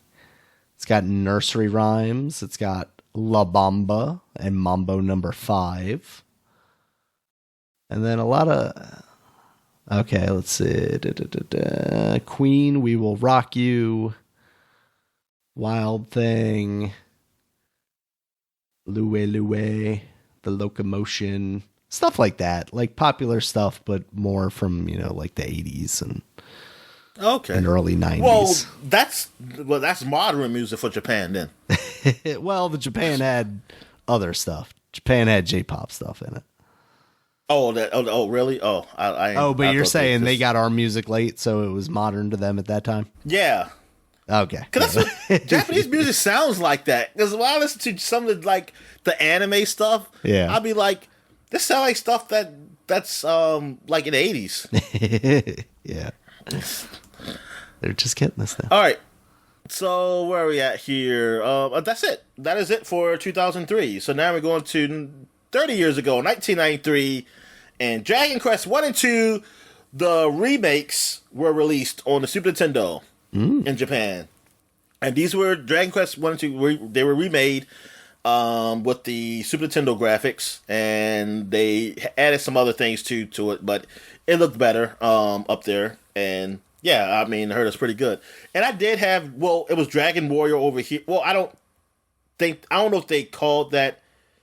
Actually, I don't even know if this even came in America, honestly. But I know the first game is called Dragon Warrior on the Super Nintendo. My brother had that game. I kept thinking that was Final Fantasy. Because, I mean, until I saw the cover, like, years later, after Final Fantasy, I was like, oh, it was Dragon Warrior my brother had. I thought that was Final Fantasy my brother had. And, because I remember playing that game when I was little. Well, I wouldn't call it playing. I'd call me starting the game and going nowhere, because I didn't know how to read. Because I was just learning. I think I just knew it through words. So I was like, I can't play this game. And honestly, I don't know if he even played it. I think he just saw the commercial, because the commercial had you fighting a dragon, and I never see him play it that much. I think he probably said, this game bullshit. This game bullshit. But anyway, yeah, Dragon Quest, of course, you know, is one of the most popular games. It's one of the most popular RPGs, the most popular RPG in Japan. And in the US, it just didn't catch on as well. Final Fantasy is the one that caught on over here. So, what else we got here? We got Jungle Strike for, I think it was the Genesis version, because I don't have it up here, in Japan. This is EA, Electronic Arts. I was trying to look up to see what came out. Did it come out in America first, or did it come out in Japan first? But in America, they didn't have an exact date. They just have the year. So the year's almost up. So I'm like, whatever. So Jungle Strike came out in 1993. I played this game on the Genesis. I remember I bought it from a friend of mine's. And this game, I mean, I love this game. Because, I mean, you just go around, you're in a freaking helicopter and just shooting missiles down at soldiers and stuff. Well, at least I think they're soldiers. Maybe they were just civilians. I don't know. Now I'm thinking like this game probably was horrible, Daniel. I probably was just killing innocent people in these countries and stuff, and just blowing them up. Yeah, man, it's like an isometric view. You're in a helicopter and just like. You just shooting them down, shooting other helicopters, shooting like tanks and stuff. I mean, it was fun as hell, man. I love that game. I was like, yeah, war is cool, man. War is cool, yeah. Also, this is the last game. For 30 years ago, Phantasy Star 4 came out for the Genesis. This is the RPG that was published by Sega, and it got rated okay. I think it got rated around 70-something, or 8s or something, I think, on Metacritic. Excuse me. Yeah, I never played them. Never played a Phantasy Star. And I really didn't get into Phantasy Star until Phantasy Star Online came out, and I don't think I ever played that either. So, yeah, I don't know. But I think I tried it when it finally came out on, there was like a 360 HD something, and I think I played a demo of it, but I didn't really care for it then. Never really got a handle on Phantasy Star. It's never was my thing, but thing is, people did like it. Like, honestly, I used to think there was no RPGs on Sega Genesis, honestly.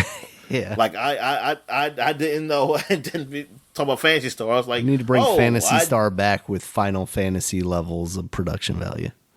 Yeah, exactly.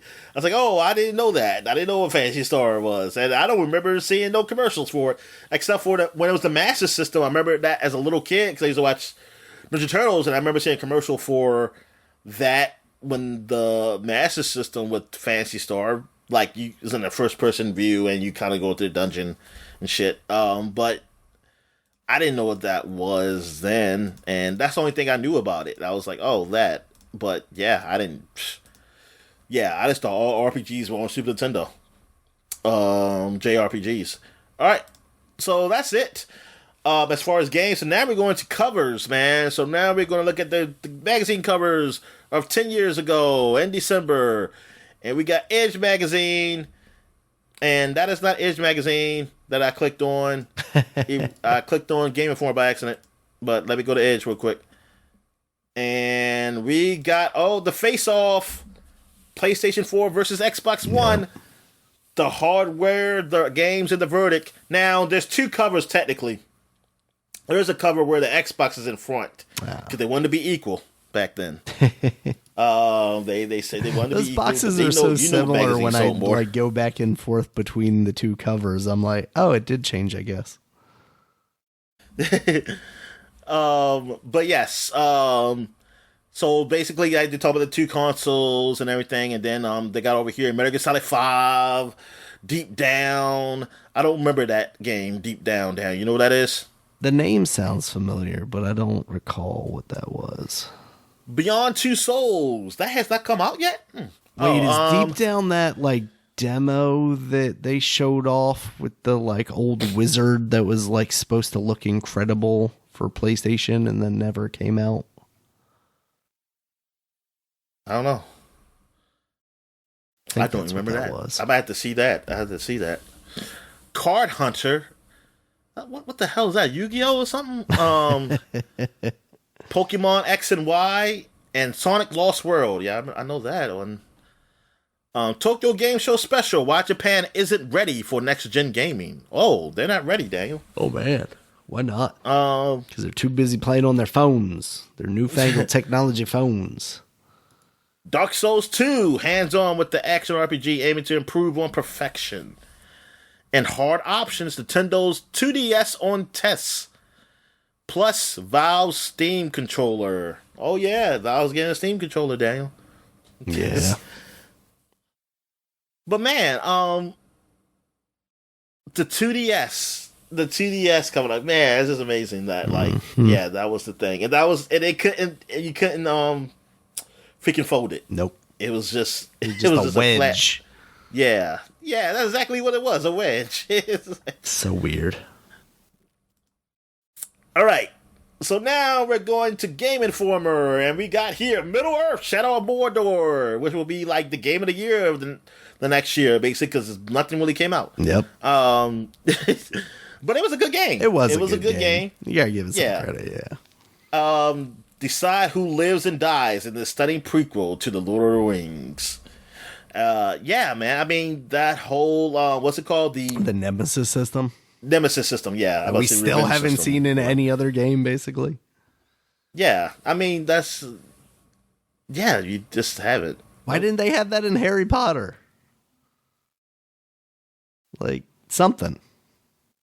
Man, they make that's what one complaint I heard somebody said about what they didn't like is that there was no rival. Okay. Student like Malfoy in the game. Like everybody is kind of good. Man, I don't know if they would say good, but it's just that it was nobody who was like a big antagonist or nothing. Gotcha. Like kids. Is there an antagonist in that game though? I mean, I imagine there'd have to be. Right? Yeah, there is. I don't tell me who. It's Voldemort. I have no idea. It's Voldemort. No, Voldemort is not even born yet. I don't think. Or he's a little kid. Or he's a little kid. He's not a student. It's Tom Riddle. So I'm trying to think. The headmaster's not Dumbledore.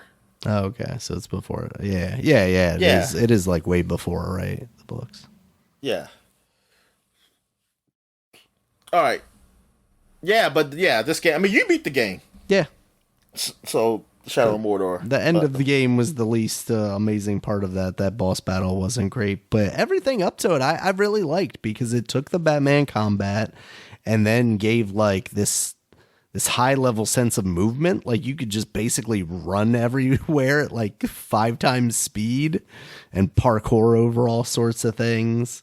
Of course, like it said, the Nemesis system was just amazing. Like the fact that you would think you would kill these orcs and then they would just like randomly come back out of nowhere, talk shit to you, and then be like, yeah, you remember me? I now have a metal plate over my face because you jabbed my eye out with that sword. But like, I'm back and now I'm tougher. Yeah, the fact that we haven't seen that, like... So Warner Brothers did that Mad Max game. I don't know, did they do anything like that in that?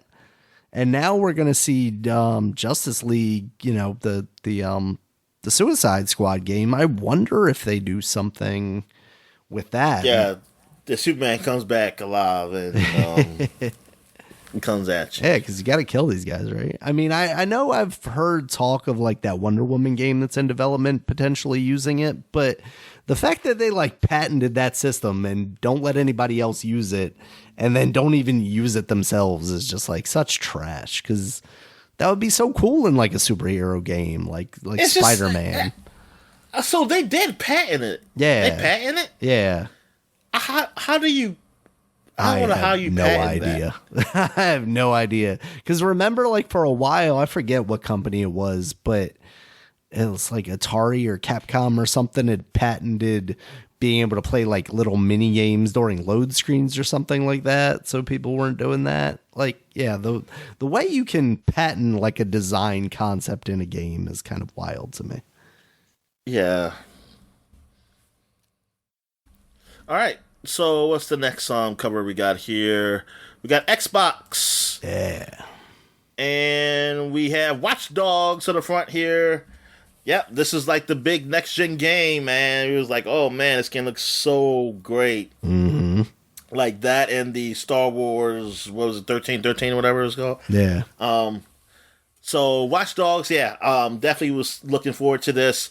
I was thinking of almost like, it's like, this is probably to be the Marvel Assassin's Creed or something, and like you can just control all the technology, like you got things like cameras and things, you can just control people's phones and stuff you can hack. I mean, and then graphically it looked gorgeous, until we realized it did not look that good for what we've seen. Yeah. Yeah, because it looked at the time, yeah, it looked like the screens and stuff and that you saw, man, it looked like, man, this looks real or something like that. And then you realize, it doesn't look. I mean, it still look good, but it doesn't look that good. That was a little disappointing. But we didn't know that yet at this time. And Watch Dogs hack the system, control the city. Ubisoft takes on Grand Theft Auto 5 with this brutal, high-tech, open-world revenge tale. I don't know about them taking on Grand Theft Auto 5, but yeah. They thought they were going to at that point, Dominic. Come on. Yeah. Nobody realized Grand Theft Auto 5 was going to be a 10-year plus game. Metal Gear Solid, Ground Zeroes comes out of hiding. And Dragon Age Inquisition, bigger, better, and blah, blah, blah, blah, blah, Romancer, because I can't see what it says. Titanfall, hands-on with the next-gen stunner, and Rise Son of Rome, all the stabby details of multiplayer. Crimson Dragon, a cult classic, returns on Xbox One, and then everybody forgets it again. Are you ready for launch? Survive and thrive on our 10-page guide. And 14 Xbox Live Arcade gems you must play. Darn, when it's still called Xbox Live Arcade Day. Yeah. Still called Xbox Live Arcade. Alright, let me get some of these freaking tabs out of here. Alright, that's it for 2013. So now we go on to 2003 to the official PlayStation Magazine. So you want this cover? Because I forgot to ask what covers you didn't care for. I thought just because there weren't too many that we could just go over all of them. It wasn't. Oh, okay. It wasn't too bad. All right. So Final Fantasy X-2. You got Yuna on the front, looking all sexy and stuff and everything. Got those two guns. So there you go. Also, you got some 8 playable PS2 games exclusive for the PlayStation Underground. I remember that. That was a thing. Yeah. Final Fantasy X-2 plus prequel video. Okay. Are they really have a demo for that? Need for Speed Underground. Because I'm thinking, I think they're trying to confuse me with that prequel video. I think they did actually, because I was watching a Giant Bomb thing where they did. Because 10-2 is the one where they're like all 3 of the women and they're singers, right? Yeah. Yeah, there's a demo for that. Oh, okay. Yeah. So they didn't jet you. All right. Need for Speed Underground. 13. Castlevania. What Castlevania are we talking about here? And I Ninja and more. I'm going to go with not a good one. Well, that's cool they gave you Need for Speed Underground demo. Yeah. And 13? All right. So yeah, it does say demo right here. 550.10.2 demo review Eternal Calm. I don't know what the fuck. Well, the Eternal Calm is that's something in the game. That's because when they used to beat Sin, Sin was the big monster.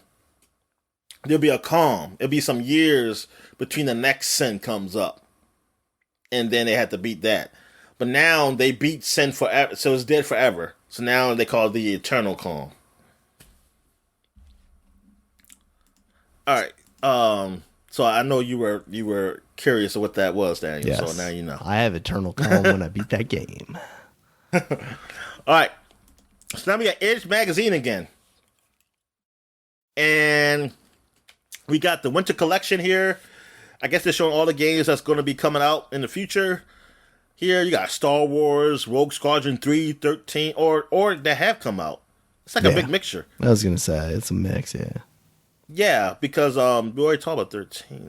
Battlestar Galactica. Well, no, well, it's a demo. Is it out too? I don't know. I don't remember. It doesn't matter. Yeah, I think we Battlestar talked about it already. Battlestar Galactica. I don't know. What game is that they have? They were just filling space with that, Dominic. Maximo versus Army of Zen. That is the sequel to the Maximo game, I believe. Yeah. Billy Hatcher, Giant Egg. We already talked about that game. Killer 7, Ratchet and Clank 2. That didn't come out yet. Hardware. I don't know if that's a game or that's just. That just looks like hardware. a warthog from Halo. That's what I thought it was. That's what they want you to think. You got Fable, Daniel. Yeah. Fable. Monster Hunter. Ninja Gaiden. Legacy of Kain Defiance. I'm not going to name all these. I was going to name some. This is not Minecraft. This is Gregory Horror Show. But he does be in Minecraft eventually, where it's a better place and people will remember him, but not as his name.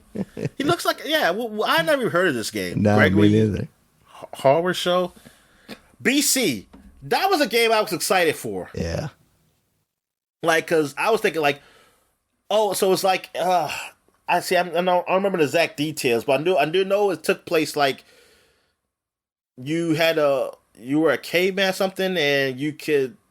Was it like were you a character or were you like I'm trying to think if it was like a god game or if it was. Yeah, that's what I'm saying. Like I wasn't a god. That one was like a direct control thing.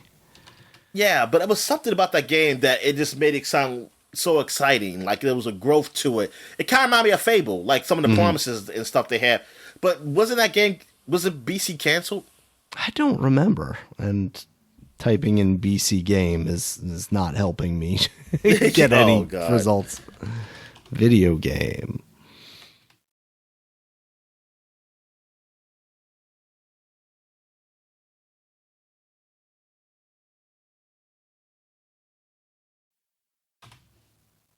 Yeah, okay, I got it. Because I put early 2000s. BC was an action adventure game. Yeah, it was canceled. And it was Microsoft Studios published it, too. Peter Molyneux needs to bring it back. Intrepid Computer Entertainment, a satellite of Lionhead, yeah. PR review, MGN cancellation could have been due to the fact that Fable was further along in development than BC. BC would have been the great game. Brutal prehistoric combat. The world as a weapon. Games were discovered to create a multitude of deadly weapons. Yeah, man, I remember looking at this game and just really wanted it. All right, so yeah, that's the Edge one. So I see Banjo-Kazooie Grunty's Revenge. Up there, Return of the King, of course, Pop Idol. Oh my goodness, Simon Cowell and Simon Cowell.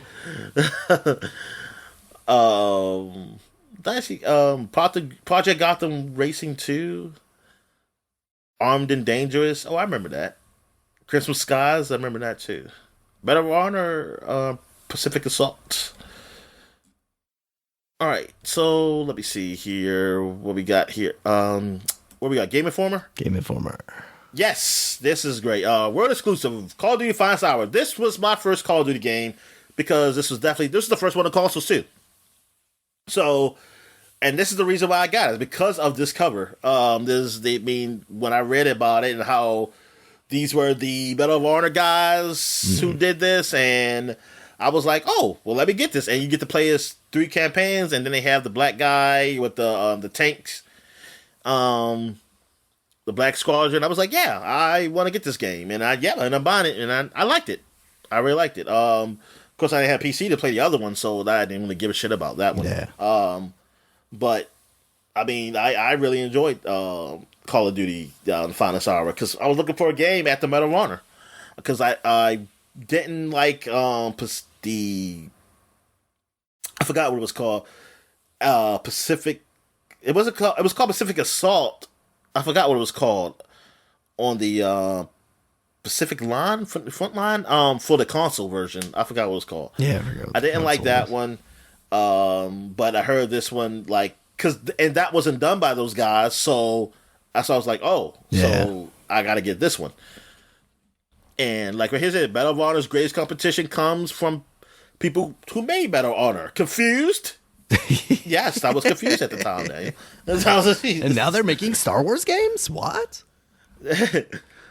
And then, Leisure Suit Larry returns. Yeah. And I was looking forward to this game too. This horrible game, but that I played through. Yep. I played through the whole game because I was a horny little teenager.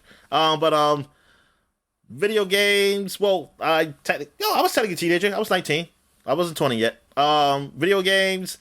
Most Notorious and Naughty Nerd strikes again. Splinter Cell, Pandora Tomorrow. I know you were excited for this horrible stealth game. Sam Fisher Sneaks Online. 6 pages of top secret info and pics. And the next Resident Evil movie unveiled. And Holiday Guide. Look at that. I had that GameCube console, Daniel, briefly. And then I sold it. All right. So what else we have here? We got PC Gamer Mag. And we got Call of Duty on the front, Daniel. And this is the Call of Duty for the PC, of course. This is the big one. So it's earth-shattering. Exclusive review of the year's best shooter. Because the guys are back. The boys are back. Boys are back in town. Like, we left EA. We left evil EA. And now we're with very nice Activision. And we're making great games again. We're making great war games again. And they just, they killed it. They killed it. They said, this is the one you need to play. No play that Medal of Honor shit anymore. What else we got here? Sim 101, PC Gamers Racing School. Then you have the 10 funniest games of all time. You see Beavis and Butthead over here, so I don't know why they're there. The games were funny, Dominic. They weren't good to play. They were just funny. Bonus, the new...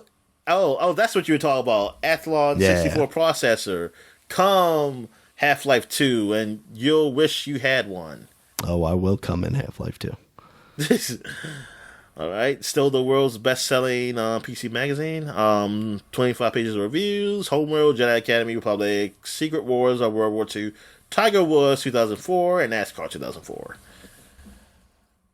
Yeah, this is all pre-Tiger, man. Pre-Tiger before it got caught with those whores or whatever.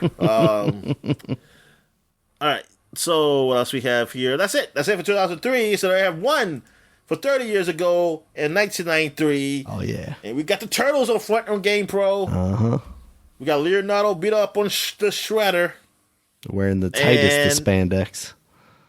And I know, man. Darren, they're showing all those muscles. Tournament Fighters. And the Turtles take on Street Fighter 2. Yeah. Beat them up. Kick their ass. On Super Nintendo, Genesis, and Nintendo. And then they got Street Fighter 2 arcade strategy guide in here also. Pro reviews. Sonic the Hedgehog CD, Toe Jam Arrow 2. Yep, great game. Panic or Funkatron. Clay Fighter. Great game. I like that game when I played it. Art of Fighting. I don't know what that is. Secret of Mana. Sleepheed. I always see Sleepheed the shooter like the is it the hell, the hell, what they call it? The Galaga something. I don't know. I don't recognize bullet like what's it called? Bullet hell shooter. It looks like maybe it's something like that. Yeah. All right. Lethal Enforcers, because I think they came with another Sleep Heat like later on. Yeah, like it looks like there's some more modern ones here. There's a PS2, Sleep Heat 2, The Lost Planet. And this is Aladdin, of course, and more Crash and Burn with the 3DO hands-on, Daniel. And that's what it did, too. It crashed and burned. Game Pro Labs build the ultimate game systems. And System Shopper, which video game system should you buy? On page 46. If they told you to buy a 3DO, they should go to hell. And that's or a what's the other? Jaguar. Or a Lynx. A Lynx, yeah. Wait a minute. The Lynx is our Atari also, right? That's the handheld one? Yes. Yeah. Yeah, so they stick with cats. Love a cat. That was the thing. I didn't even think about that. All right, so that's it. So that is it for the flashback segment. So we take a quick break. When we get back, we get to the gaming news. All right. And we're back. So let's get to the gaming news. What we got, Dan? All right, Dominic. So first up, we have kind of a sad story here. James McCaffrey, the voice of Max Payne and Alex Casey in the Alan Wake games, who is basically kind of a stand-in for the Max Payne character, has passed away at 65. This news came out, I think, initially from what is the Dillon brother from Entourage, like his Instagram initially, and then there was kind of some like wonkiness about it, like people weren't sure if he knew that his friend passed away for some reason. They were saying like, oh, it's this little boy that he's talking about and he's confused, but unfortunately it did come out via all the official channels. TMZ, of course, had reported it, and then Remedy had put up a post saying condolences to the family. And they're working on those Max Payne remakes, so I wonder what direction they go, with his passing. If they're, obviously they could use the original audio. I don't know if that would be the quality that they're looking for out of those remakes, or they could, just recast. But it's really unfortunate, Wasn't he? Oh no, I'm thinking about somebody else. I was thinking about he's the voice actor, but not the guy that looks like Max Payne. Correct. No. He's the game designer. Yeah, that's game designer. Yeah, I was about to say. I was like, did I just see him? Yeah, that's Sam Lake. Yeah. So what's funny is like even in the game where Sam Lake is in Alan Wake 2, like they don't use Sam Lake's voice in that either. It's kind of funny. Yeah. All right. In other news, though, Dominic, this one's maybe a little happier for some gamers. Christmas is coming a few days late because at the end of December, on the 29th, Bobby Kotick is getting kicked to the curb. He is resigning from Activision following the merger, the acquisition from Microsoft. What do you think, Dominic? Are we going to eventually see him pop up somewhere else to continue to ruin people's lives, or is he just going to fade away into rich obscurity? Yeah, I think that's it. At least from a game standpoint, I don't think we hear anything about him. Rich obscurity. Yeah, if I'm him, like I'm not testing the waters. Like there's enough bad that came out around what was happening in my company. I'm just going to take my money and run, Dominic, be an angel investor or something, do some behind the scenes stuff, give some money to, Clarence Thomas, get some rulings in my favor, that kind of stuff. But otherwise, keep my nose clean in the public eye. Yeah, like Matt Lauer. Yeah. Yeah, exactly. All right, in some other news, The Last of Us Factions, the multiplayer game from Naughty Dog, has actually been canceled. Basically, it sounds like the decision was made, like either you make this game and then continue to support it for God only knows how long, or you make your next game, in the original Naughty Dog style of games. And obviously, I think people probably wanted to do that because I think a lot more people are interested in that. So in a lot of ways, it's sad that, theoretically a lot of people's work is going to maybe not see the light of day. I mean, I would imagine they would have to use some of the assets that they created for this game in their next Last of Us game.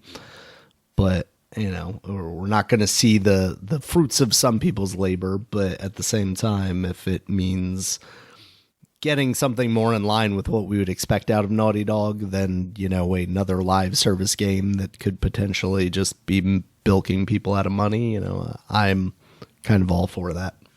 There are people who want this because they always talk about how the multiplayer was great, and even the what was the other game they did before this? The Uncharted. Uncharted, yeah, like they seem like they do pretty good with multiplayer, and it's just not. It's not like it's a big thing where like, oh yeah, you just hear people talk about it all the time. But when you hear people do talk about it, they say good things about it. Absolutely, yeah. And I don't know what happened with this project, whatever. But I mean, it's sad that it got canceled.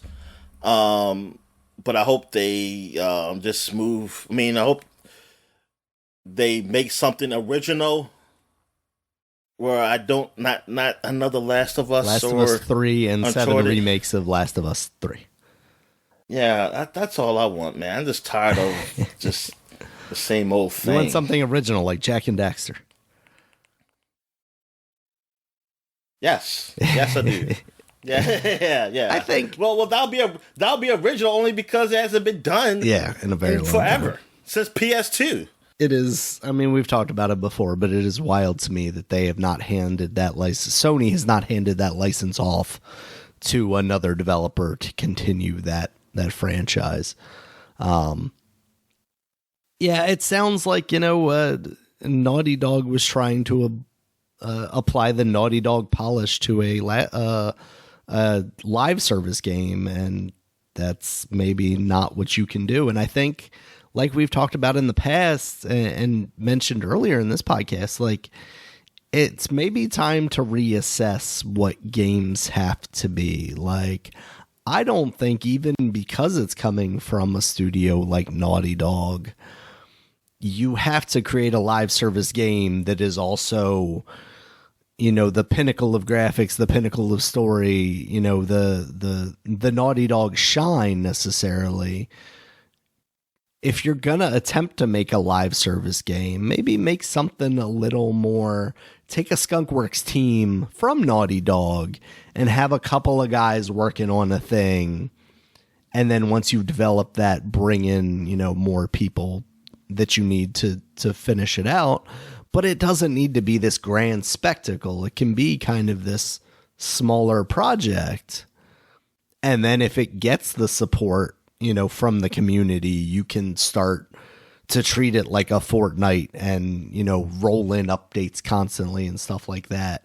And basically build a company off of that instead of having this already established game studio working on and kind of being tied down to this live service game in that way. It's kind of wild that, like you mentioned earlier, like you're seeing all of these game studios not want to take risks because they're building these huge things that are costing millions and millions of dollars when it feels like you don't have to do that. And I think that's proved out by some of these smaller indie games that we see every year being successful.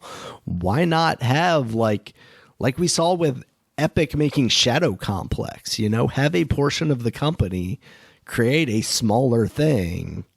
So not only do you have more products coming out, diversifying your profile a little bit or your portfolio a little bit, but also, have these AAA studios doing something different,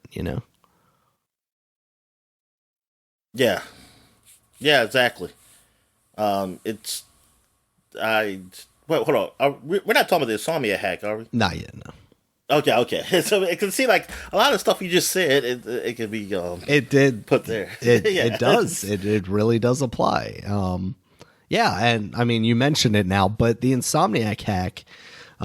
So earlier this week, basically, there was a ransomware attack on Insomniac. The ransomers wanted like $200 million or something in Bitcoin and threatened to release all this stuff that they had taken from the servers. So Insomniac, of course, said no, and the hackers followed through and released, I think, like terabytes and terabytes of data, both personal employee records and game project stuff. Now, of course, we aren't going to talk about the personal stuff. That's an unfortunate side effect. I don't even have it. I don't even have it. So I can't even talk about it if I wanted to. I mean, I've just got this collection of social security numbers, but that's a whole other thing.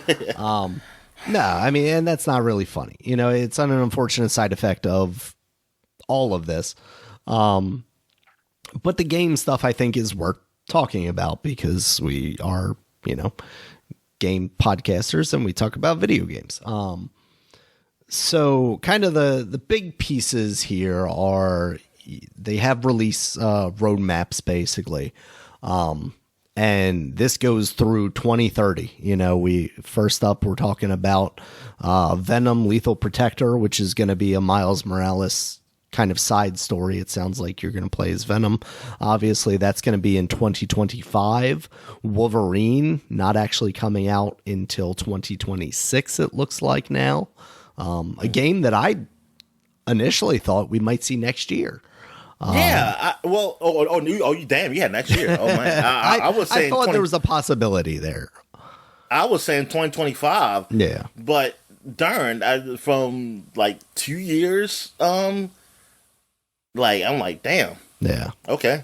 Well, let me just take that out my not worry about that for a while. Yeah. Yeah. Darn, I was bitching about Grand Theft Auto 6.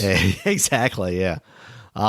Then you have Spider-Man 3 coming in 2028. Now this one's weird because there's some information indicating that they might actually be doing this as a 2-part thing, with one part releasing in 2027 and then the second part releasing in 2028, and then like a full collection together in 2029.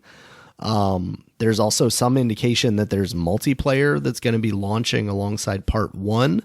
There was also some information that Spider-Man 2 would be getting some sort of online multiplayer component in 2024. But it sounds like Jason Schreier's reported that was canceled. Some of the financial information that came out of this leak indicates that like the budget that was originally allocated for that project is now no longer allocated for that project. So it sounds like, that may have been canceled. With the stuff that you kind of get from the side quests in Spider-Man 2, I would not be entirely surprised if they did some sort of like Spider-Verse multiplayer thing. I think that could be pretty cool if they developed it out from what we saw.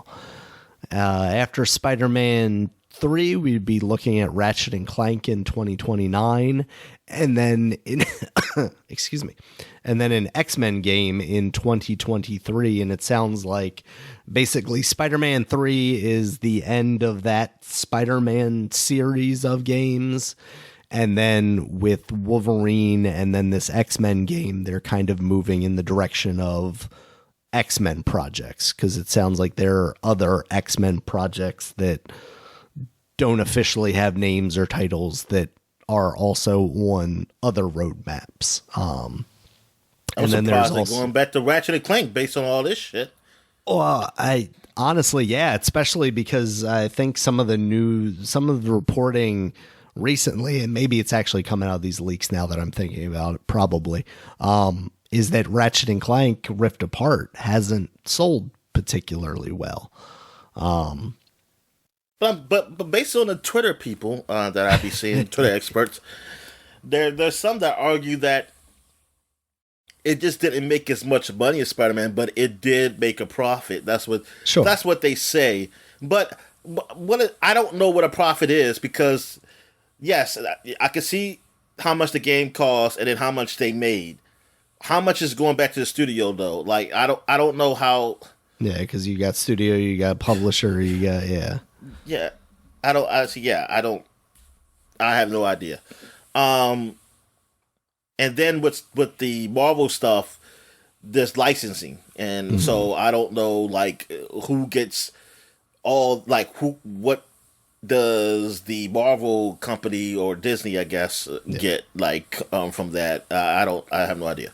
Well, don't worry, Dominic. In a mere matter of days, I'm sure someone will have parsed through the several terabytes of data and will have exact numbers for you, because I've already seen some of that stuff floating around, including like how many copies of Spider-Man 2 will have been sold at full price to make a profit on that game. Because I think that I don't want to say a number off the top of my head because now I don't remember, but it was, several $1 million to make that game's budget. And I think you had sent me a tweet even that, there's got to be some bean counter looking at the numbers and going, okay, Across the Spider-Verse cost this much to make and is generated this much in revenue, and Spider-Man 2, this video game, costs like double that to make and has only made us this much revenue. Like, why would we continue to make video games when we can make movies, especially since they're the same company and whatnot? So I think I hate to put it this way, but I think there are some positives that will be gleaned from this leak. Obviously, like the finding out about video game stuff is kind of fun, right? But like, I think seeing some of these numbers is going to allow for a level of transparency that we don't get from these companies. Yeah, we get more from film. Mm-hmm, exactly. And maybe we start seeing a change in that, because like, I think about it, and when we last recorded talking about Grand Theft Auto and being disappointed that we're seeing a trailer now, but not having that game come out for effectively a year, 2 years from now, if it's coming out holiday of 2025. But it's not like movie studios are keeping, projects that they're working on under wraps. I think it's more about adjusting the expectations, right? And that's, video games have been very bad at setting expectations and then meeting expectations as far as releases go. And obviously there are many more moving parts when developing a video game than a movie. But I think it would be in game development's best interest to move into a more, movie studio-esque position. I mean, we've already talked about that as far as like developers versus writers and actors, right? Like as far as unionization, it seems like maybe it would be a good idea for that level of transparency on like the studio level to also be applied to the games industry. And then, because then you get clearer answers about why you aren't going to see the next game. You're not going to see, Sunset Overdrive 2 because it made $400 in profit or whatever is the information that's going around right now, basically. Now, that's another situation where like then you had Microsoft involved publishing, and I wonder did they get some kind of like upfront deal so they didn't get, anything more off the back end than $400 or however it worked out. But again, when it comes to transparency, maybe that's, what we'd be interested in seeing. Now, studios still try and keep their secrets. Obviously, they even try and keep their secrets seemingly from, some of the employees so that they can keep more of the money than they should. Now, that's a whole different thing. Don't want that to happen, obviously. And they also like to keep their secrets about like on-set stuff. A lot of times, recently there were some Deadpool 3 leaks of some set photos, and Ryan Reynolds came out and basically said like, oh, this is unfortunate, I wanted people to see it the way I envisioned it and all that fun stuff. But he also played along with it and photoshopped in some fun stuff and did that whole thing. Now, to that point, there's also a Wolverine alpha leak of gameplay going around now that people are kind of dissecting. And man, it's like, if you want to call it an alpha, man, this game ain't come out till like 2026, probably like whatever, pre-alpha or like whatever. Yeah, pretty much. I mean, the stuff that they're showing, is I mean, there's some like gray box test room kind of stuff, but there is some stuff that looks a little more finished level wise. There's replacement of CG with just like, storyboard stuff. But it looks like a Wolverine game developed by the guys who made the Spider-Man game. It's hard to say more than that right now. There's a level of mobility using the claws. Obviously, he's not swinging around. Combat looks very similar. Now, the interesting thing is that, this is their data. So, like, literally, people are downloading this alpha and playing it on their own computers. I saw something earlier just before we started recording that it seemed like somebody found potential alpha build of Spider-Man 3 even.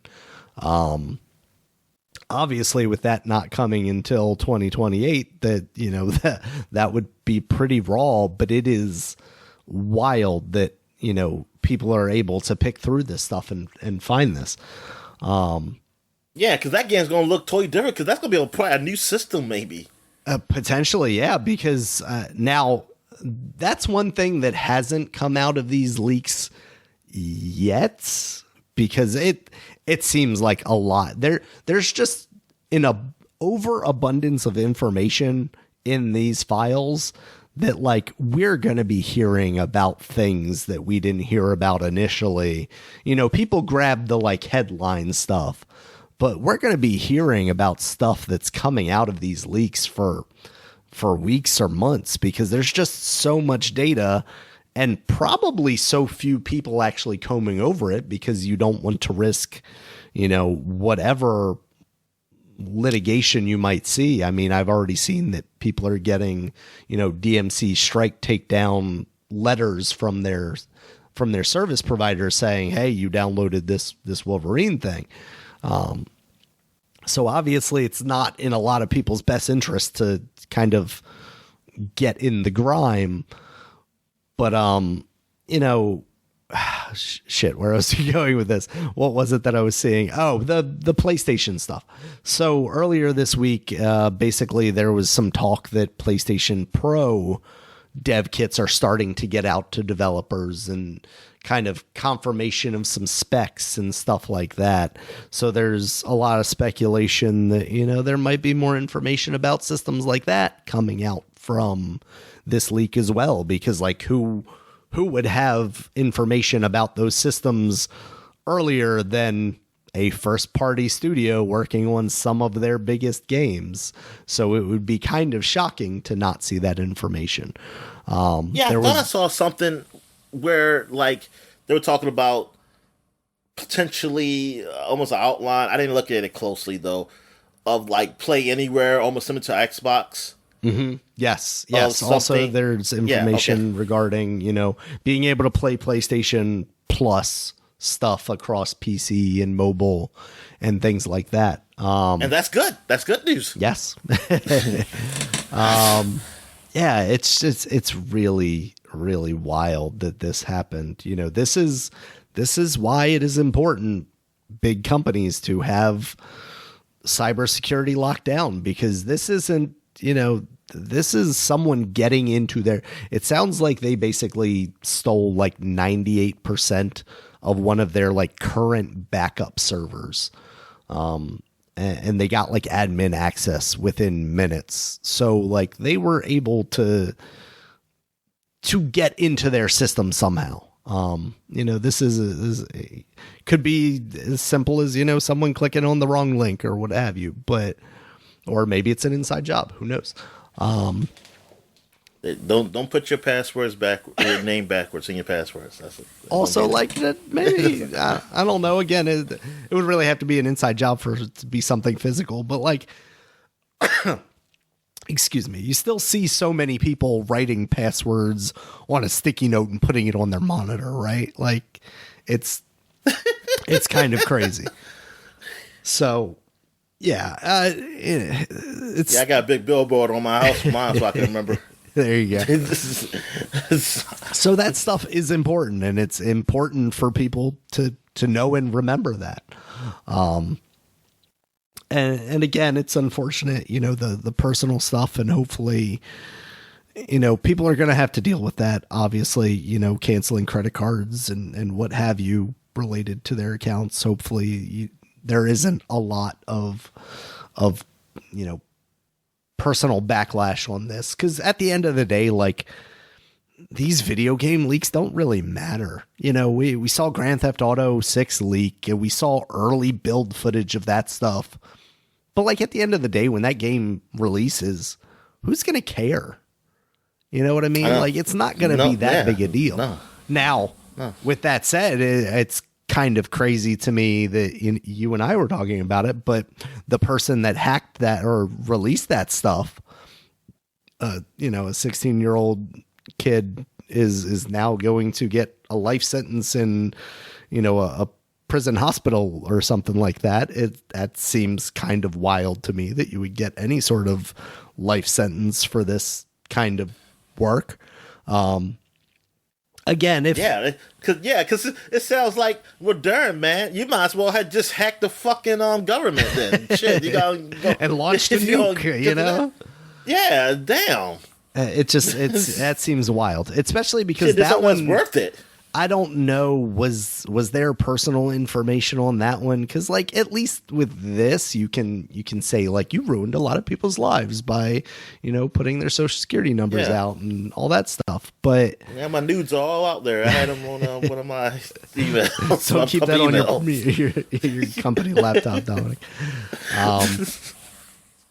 But yeah, it just I don't know. That seems disproportionate. But I guess I just don't know. But yeah, like, video games are supposed to be fun. So like, it's cool. We can talk about the fun video game stuff, but yeah, we don't need to talk about the other shit. Obviously, nobody cares about the other shit. So why would you even talk about that? And yeah, exactly. And nobody ever does. I mean, I'm sure there are people in the industry, in this company specifically, that are like, man, I can't wait until we present this game in the way that we want to. And then, you know, this stuff comes out and that's disappointing to them. And I feel for those people. But at the same time, just take a breath and go, hey, I still get to be a part of releasing this game. Yeah. And plus, we still haven't seen the game, really. Exactly. We've seen a pre of it. And like, but look at the Grand Theft Auto thing. People are still excited for that game, and that pre-stuff is like meaningless now. Yeah. So like, just take solace in that you get to be a part of. Hopefully, you get to be a part of the final work, because I guess there's one last component I guess I should mention of this, that it sounds like pre this leak, Sony was pressuring some of the internal companies, including Insomniac, to maybe lay some people off before the holidays. And because this came out, it sounds like that was at least delayed, which isn't good because it's only a delay. But at the same time, hey, maybe a delay is better than nothing. Yeah, I know, exactly. Yeah, now, yeah, because this came out at least prepared, a little more prepared for it. Well, I mean, really there's tells also you the that- aspect of like now I'm having to sit at home during my holiday break, going, "Hey, man, am I going to be one of the ones that's fired?" Well, there's no good way around that. But No, I there's feel not. like this: I'd rather still have the job while through the holidays than to be saying I lost the job and go through the holidays. But Agreed. the now like about the money stuff, like I said, I don't know the details. But it's almost like you hope that, like, if they're going to be laying off people, well, I hope they don't make no money then, because that's why they laying them off. Because if you tell me they made a profit, because some people are spouting like, hey, Spider-Man 2, man, it made a profit. It made this much in the first 10 days, and blah blah blah. Then it looks bad then. That they're laying people off. Say, what the fuck they laying them off then if they so successful? And this company's and that's why like. So when people talk about these studios, because they talk about them as like it's a person, but it's multiple people behind there. So when something like this happens, it's not. I don't feel it's like I used to. I used to feel that way because I ain't thinking of it that way. But now I think of a way as like. It's just a company name, but it's people behind there. Like, I don't look at it as like, oh, I love this studio. I don't hate studios either, but it's changed. Like, BioWare's not BioWare like what I used to like back a long time ago. Yeah. And with Insomniac, like, I get what they did in the history, but if it comes out that they lay off people, I mean, I blame Sony, it's Sony, but still, they're part of the company. Then I'm like, wait a minute, okay, they done so well, but they're laying off people. Like, what are we doing here? Like, this is, and do I still look at them as being like, hey, this is a nice, successful company that makes some great games. Not saying they're not going to make great games anymore, but it's just that they just what does it matter if it's a great game? I mean, like, if they just gonna lay off people. I mean, for me personally, yes, it doesn't affect me technically. Because like, the people that made that game are no longer with that company anymore. So why do I care? Yeah. Why do I care if they're successful and make another game in that series if those people are gone that made it special? Yeah, exactly. I don't look at the success is not. It's like I look at the success differently. But like that, like it's like yes, this company makes good games, but.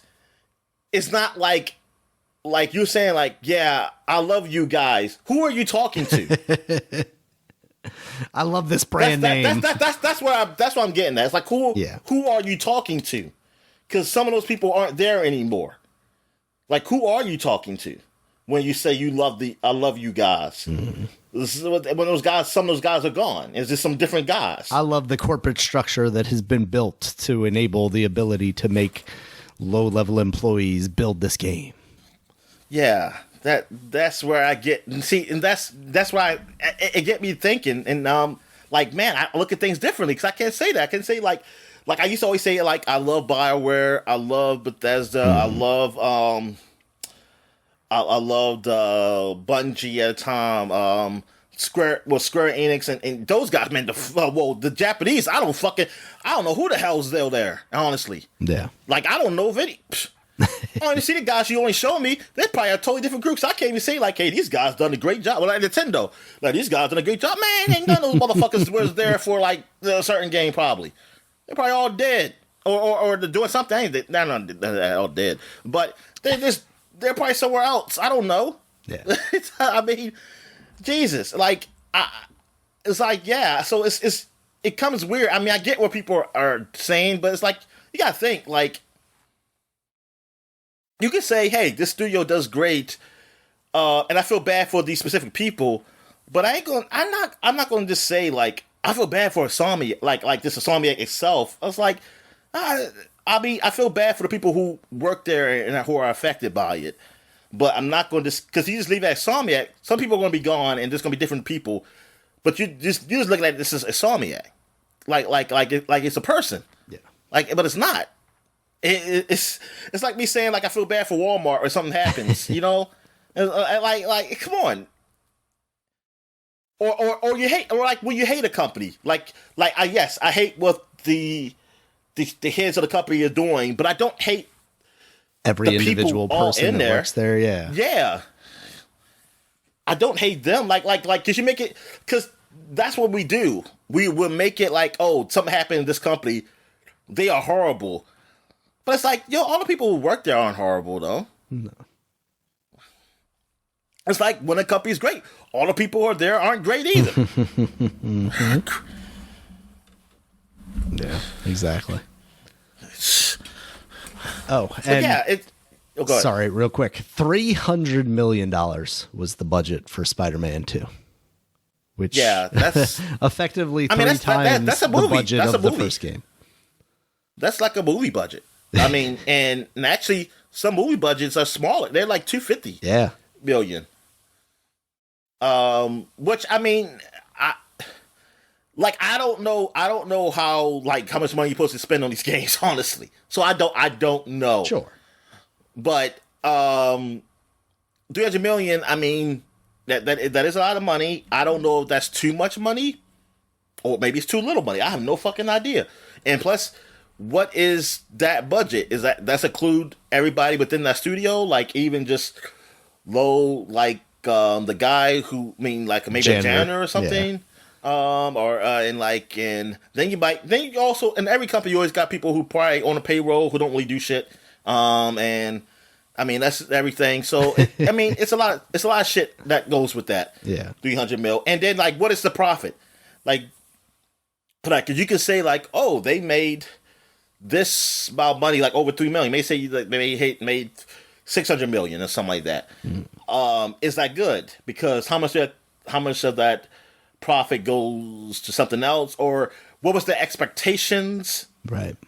Because even though something makes technically more than what they used to pay, what was the expectations of what they say they wanted to go for? I don't know, because I always I don't know what success is anymore. I don't know what the fuck that is.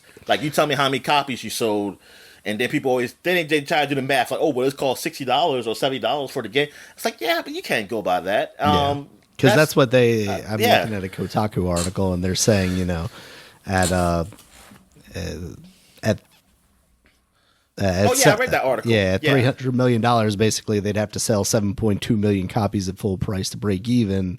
The game has sold 6.1 million copies as of November 12th. Granted, we don't know if those were at full price or sale, what have you. Exactly. Or how many you know they're going to sell more. That's good. And that's good that it sold that. I feel like that's good. That's amazing. Honestly, that's I think I said 6.2 million copies. PlayStation 5 game or whatever. Yeah, I said 6.2 million copies is great. But that's. But they don't break even if they don't sell more than that, which is wild, right? Yeah, but they are going to sell more, right? Absolutely. Yeah, but it really does put into perspective, how much did those Tomb Raider games cost then, and why was Square, not ever happy with what the return on investment there? I'm if those Tomb Raider games can even cost that much. I don't think they would put that much money into them to make that. I think if they got anywhere close to 150, they would be all right, we're just cutting it off right here. You can release this unfinished game. If they got close, I feel like it should have been a story with that. Somebody because then I'll be oh, well, then I get it. Yeah. Then I get why it was too. But yeah, too ambitious. But then I look at the Spider-Man game. I look at how much it's what it did, what the game is. And then you get thinking well, I see this other game that, the Spider-Man game, the quality is great. But then look at another game that's something similar to Spider-Man, but they ain't spent as much. And did it have to cost that much? Yeah. But I don't know. Even when you compare Spider-Man 1 to Spider-Man 2, when you're talking about basically a 3 times multiplier on how much it costs to make that game, I don't know that you see that difference. The money is not on the screen, to use a movie parlance. Yeah, I should. Yeah, I need to see hair follicles or something there, or something like that, man. Yeah. So that's. It's I need to see gonna nose hairs for a while. When like you get real close, you see the nose. Like you can put the camera close to the face of somebody, you see the nose hairs that you get on your ears. Yeah, you see that. I didn't see somebody like oh, they got lower earwax. They forgot to wash their ears there. Oh no. Like on those NPCs. The NPCs they look all good, yeah. And you thought you wanted the clean face mods, huh? You want the dirty face mods. I don't know, or maybe they pay their employees more, Daniel. I don't know. That's not an option, Maybe they say, hey, we pay our players over here. How many more can we fire is, I think, what we're going to say. Yeah, and that's what happened. That's what they're going to lay off because they say, oh, we paid them a decent wage. Yeah. Yeah. We got to pay them. We got to keep paying these people a decent wage, so we had to get rid of more of them. Yeah, I don't like that. I don't look forward to whenever we have to podcast and talk about the layoffs that occurred at Insomniac Studios. Oh man, we're going to talk about that for a while, man. Like it's going to get bad, man. Like I don't. For anybody who thinks things like, okay, I can't wait till things get back to normal. It's not. No. Listen. I'm telling people, get your gun licenses. I don't care if you don't get guns. Listen, just have one. Things are about to get rough.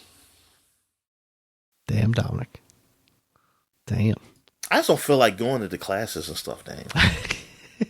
I'm just gonna find where's those people who sell those guns behind the trucks like I see on TV. You just gotta go in the gun store and yell like Second Amendment, and then you get your gun. Like the people who be having it like in the trunk of their car, man, and say, "Hey, I got this and that." And I'm like, "Yeah, I just want that." Yeah, that's all I want. In the city where it's violent, Dominic. That's right. Yeah. Yeah, it's only gonna get worse, unfortunately. All right. Yeah. Did you have any other thoughts on the leak or any other news this week, Dominic? No. I know there's been a lot of funny news about making fun of Greg Miller. Greg Miller was a big one because he talked about how he wasn't going to talk about the leak because of what, like how wrong it is, like how it got leaked and how it hurts people and their jobs and stuff and everything like that. But it's a little hypocritical. Like, look, I'm okay if you're a person who does that, or you say, hey, I'm going to start doing that, and you start it. I ain't talking about you to start now. I mean, if you start now and from now on you do it, okay, fine. But I'm gonna call you out on it. And then if you start doing it now, so okay, yeah, at least you stuck with you stuck to your guns. It's just that when you talked about other leaks before, it gets to be like, what are you doing? Like, why? It's like, what is about this one that got you to be like, oh, this is wrong. Insomniac's giving me a paycheck. And it's most likely, like someone said, they're my friends over there. Said, you don't bite the hand that feeds you. Yeah. It could be even as simple as, I personally know more people over there than I know have known at Capcom. I mean, that's what I was about to say. He knows it, yes. And I think you need to be honest, though. Like, also, then be honest and say that, and then say, I can't personally do it. Yeah. And I think that's actually how you get to that moment, right? Because it's like we talked about before recording. There does always have to be a catalyst or a moment where things change, right? So like if you're going to say going forward, I'm not going to talk about leaks, you have to say that. You can't just say, I'm not going to talk about this one. You have to say, I've come to the conclusion in looking at this one and the way it affects my friends and the people that I have relationships with at these studios that leaks are bad, and I'm no longer going to talk about leaks. Because people have said, I mean, not just about leaks, but about any other situation. Yeah, like some situations they were against, but then they said, "Oh, this is close to home." That I feel differently now. That I understand, and I'm not going to do this, like of any type of situation, and that's fine. Like I totally get that. I get that, and that's why I wish he would have been more honest of just coming out and just say that. And because if I'm a person who, like, I worked at Rockstar or Suicide Squad or even the Microsoft stuff, I'm like, You asshole. Y'all fucking just ruined my life. Told all our shit, and y'all were just reporting it and just talking about it and everything and just laughing. Yeah. And now it's like Now you say you're not going to talk about these guys? Yeah. Yeah. Now, yeah, you ain't talk about these guys. Now, I ain't say they like I want you to, but it's talk like, about me, you better talk about them. But yeah, if you come out and say that, they'll be like, oh, so now, I mean, I'm pissed off at you, but at least you learn now. But no, are you just not talking about these guys because you know them? But it's okay to talk about me. It's like all the work I did. It's like, man, yeah, I don't know. That's some funny stuff. It's some funny stuff. And I don't think it's an Xbox thing. I think it's more of a nah. Because some people are putting it like it's a console war. I don't think it's just because of Sony. I think it's more Insomniac than Sony. Yeah. I think it's more Insomniac than Sony themselves. At least that's what I believe. Like, because if it is that's weird to me. That'll be weird. Like you just because you just like Sony platform, that's a little weird. I think it's more of just Insomniac as a company because people do love them, even though the only games y'all buy were the Spider-Man games. So I always find that funny because I'm like, man, y'all don't be buying Ratchet and Clank games when they be coming out. But they like the studio, even though they probably didn't buy the games. Yeah. I mean, the guys on the internet, those guys stuff. Of course, they got the game. Well, that's a lot. They probably got it for free because they work in company. So what I'm saying, anyway. But they like their games. They like their games, and they feel that way. I don't believe that the big wigs it's like I don't believe this like a bias in the sense of like I just hate everything Microsoft. No, I don't believe that. Yeah. I don't believe it's that. I think people have preferred what they prefer, but I don't think it's a strictly biased thing. I mean, I just find it funny how people point out. I mean, as a joke, I just think it's like one of those coincidences, and that things happen, and people just point out like, "Oh no, they're just biased," and I was like, I don't think they're biased. You gotta just do your own research, Dominic. Whatever. It's totally anti-Xbox bias. Yeah, I mean, because Greg Miller, we already know that he's a PlayStation guy. I mean, I know this for years. Yeah. I mean, that's what he was doing on IGN. That is what he has become successful off of. Yeah, but I never knew him as a basher, though, of the Xbox, No, I mean, he's usually overly positive on video games in general, which, to his credit. Exactly. You need some of those voices sometimes to counterbalance the kind of doom and gloom that we sometimes provide.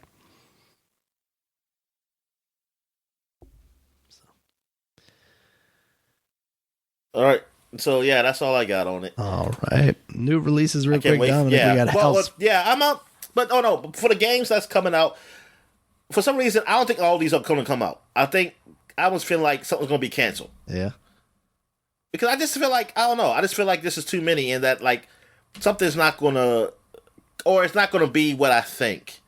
It's going to be a lot shorter than what I think it is. Like I just have a feeling that Ratchet and Clank is not going to be like if there's something's being canceled, that's Ratchet and Clank. Yeah, I definitely feel like it would be chopping block material. And I am mad that Insomniac is just making Marvel shit. Yeah, because that kind of upsets me.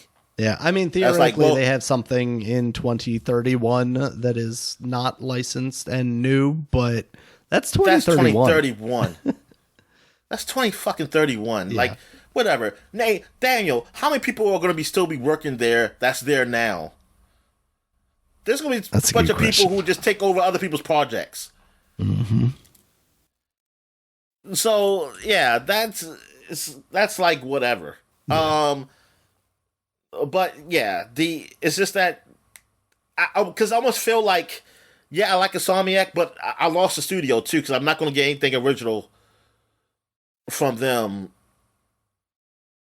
Yeah, till possibly 2031. I think that's the biggest disappointment for me as far as like seeing this stuff is like now kind of knowing what we're getting from them for basically the next decade. You know? Yeah, I miss the days when studios used to because there was a time like back in the video games, like they wouldn't stay with the franchise. Like they'll move on, to something else, and somebody else like will get the franchise if it's still somewhat popular and they want to continue it. It's like fine. That's why I'd happily love for Naughty Dog to move on to something original. Let someone else develop a Jak and Daxter game. We're even to the point, I know it's been talked about for Uncharted, but I feel like we're even kind of at the point for Last of Us at this juncture. Although I feel like maybe whatever, Neil Druckmann, is that his name? The head of the studio over there might be invested in that story, so he wants to see through to the end of, I guess, that trilogy. But yeah, it's something like Jak and Daxter, especially, that now that it's had such a long absence. That's the thing. Last of Us is just, it did not feel like a trilogy. It didn't even feel like a freaking sequel. Yeah. Like it was one of those games where I could see that it could have been a one-off. Yeah. And that's fine. Like I just feel like now it's like if you're a big budget studio, it has to be a potential for a sequel. Yep. Where I feel like it shouldn't be. That's, I think, talking about your what is success. I think that's the unfortunate measure of success nowadays is, will this game get a sequel? Instead of thinking about whether this story needs a sequel. But I think there's a level of it where everybody designs it with the intention of it being a trilogy. And I don't know, maybe this has been a video game thing longer than a movie thing, but do we sort of have, like the Lord of the Rings to blame for that? Because it's like, okay, we're going to make a trilogy out of this, and it's going to be the epic trilogy. And epic, yep. It's going to be some epic or something like that. It feels like that, at least in my lifetime, in my cultural knowledge, it feels like that is the first time that it was decided that 3 of something means that it is epic, and it should be that way. I mean, I guess there's also Star Wars. Well, Star Wars. now that I say it out loud. Yeah, and it's like, you know what? And I know some people will say, what about the Marios? Like Mario 1, 2, 3. Since Mario wasn't a story, and those games, each one was different. No, there were just 3 Marios. It wasn't a trilogy of Marios. And each one was different. I would say totally, but there were enough difference. Like they were different games. Like they conceptually had evolved. A lot of they were like. They really expanded on what it was. It wasn't just a simple a story and where there's a whole lot of similarities. Like they done things there. It's like a change. There was a change to the next game. It wasn't a story. It wasn't a story trilogy thing or anything like Mario World and stuff like that. It's just that's not the same. Yeah, those are not the same. And just like the Zeldas. They're not even numbered, and they are really evolved from each other, totally different. The first time I'm thinking of that epic style trilogy for a Nintendo game would probably be Metroid Prime 1, 2, and 3. Yeah, and that's, you know what, they were done by Americans, so that's why it's the Western developers. Yeah, it's the Western developers that do that. The Japanese guys don't really. I don't see things like that, like a canonical trilogy or thing. Except, the game I play, the RPG I play. Yeah, Tales. The Trails games. That's the closest thing. Yeah. But they usually don't. None of Final Fantasies are the same story. Mm-hmm. If it's the same story, they'll do it they'll say 10-2. Yeah. They do something stupid like that. Yes, the Epic 12 trilogy. Yeah. The 13-2, 13-3, 13, and whatever. Yeah, that's what it was. Yeah. Yeah, I don't know. I guess because and even with the 13 one, it's almost like they were just trying to get their money's worth out of that same engine and everything. Yeah. That's what it seemed like. That's what it was. You can't say that. That's not what it is with Spider-Man or the Last of Us stuff. That has to see like that's the goal because they don't feel like it's within the same like. No, in fact, they're not even using the same engine, and that's why they keep putting out remakes because they have to get up to speed on the latest version of the engine that's going to run on this new system. That's both. So it's not. Yeah, it's not them just making. Yeah, because I can see you make like the side stories they do with it, with The Last of Us, and they did with Uncharted. Those side stories. I don't mind that. Like, do that. What, do you have to do a 2 or 3? Can you just do make a $30 game or something where you're kind of an epilogue? Basically, and just that continues the story, and then that'll be a smaller thing to do. It won't cost as much, and then you can just focus on something like brand fucking new.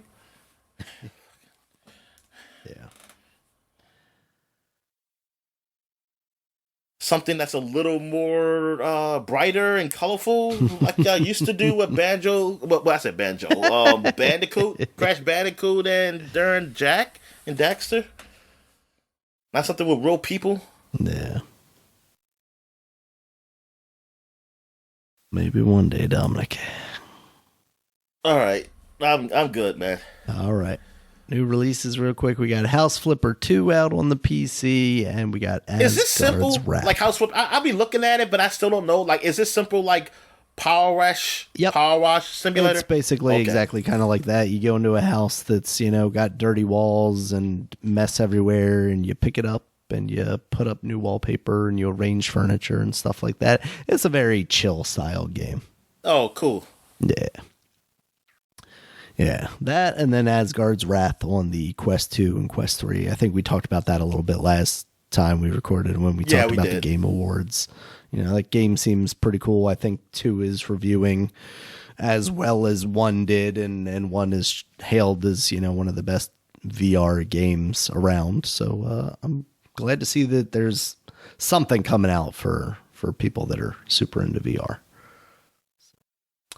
That is all I've got for the week, Dominic. You got anything else for the people? No, I'm good. All right. Thank you guys, as always, for listening. You check us out on Twitter. Dominic's at DStallworth5. I'm at RegulusMB. The podcast is at Supapod.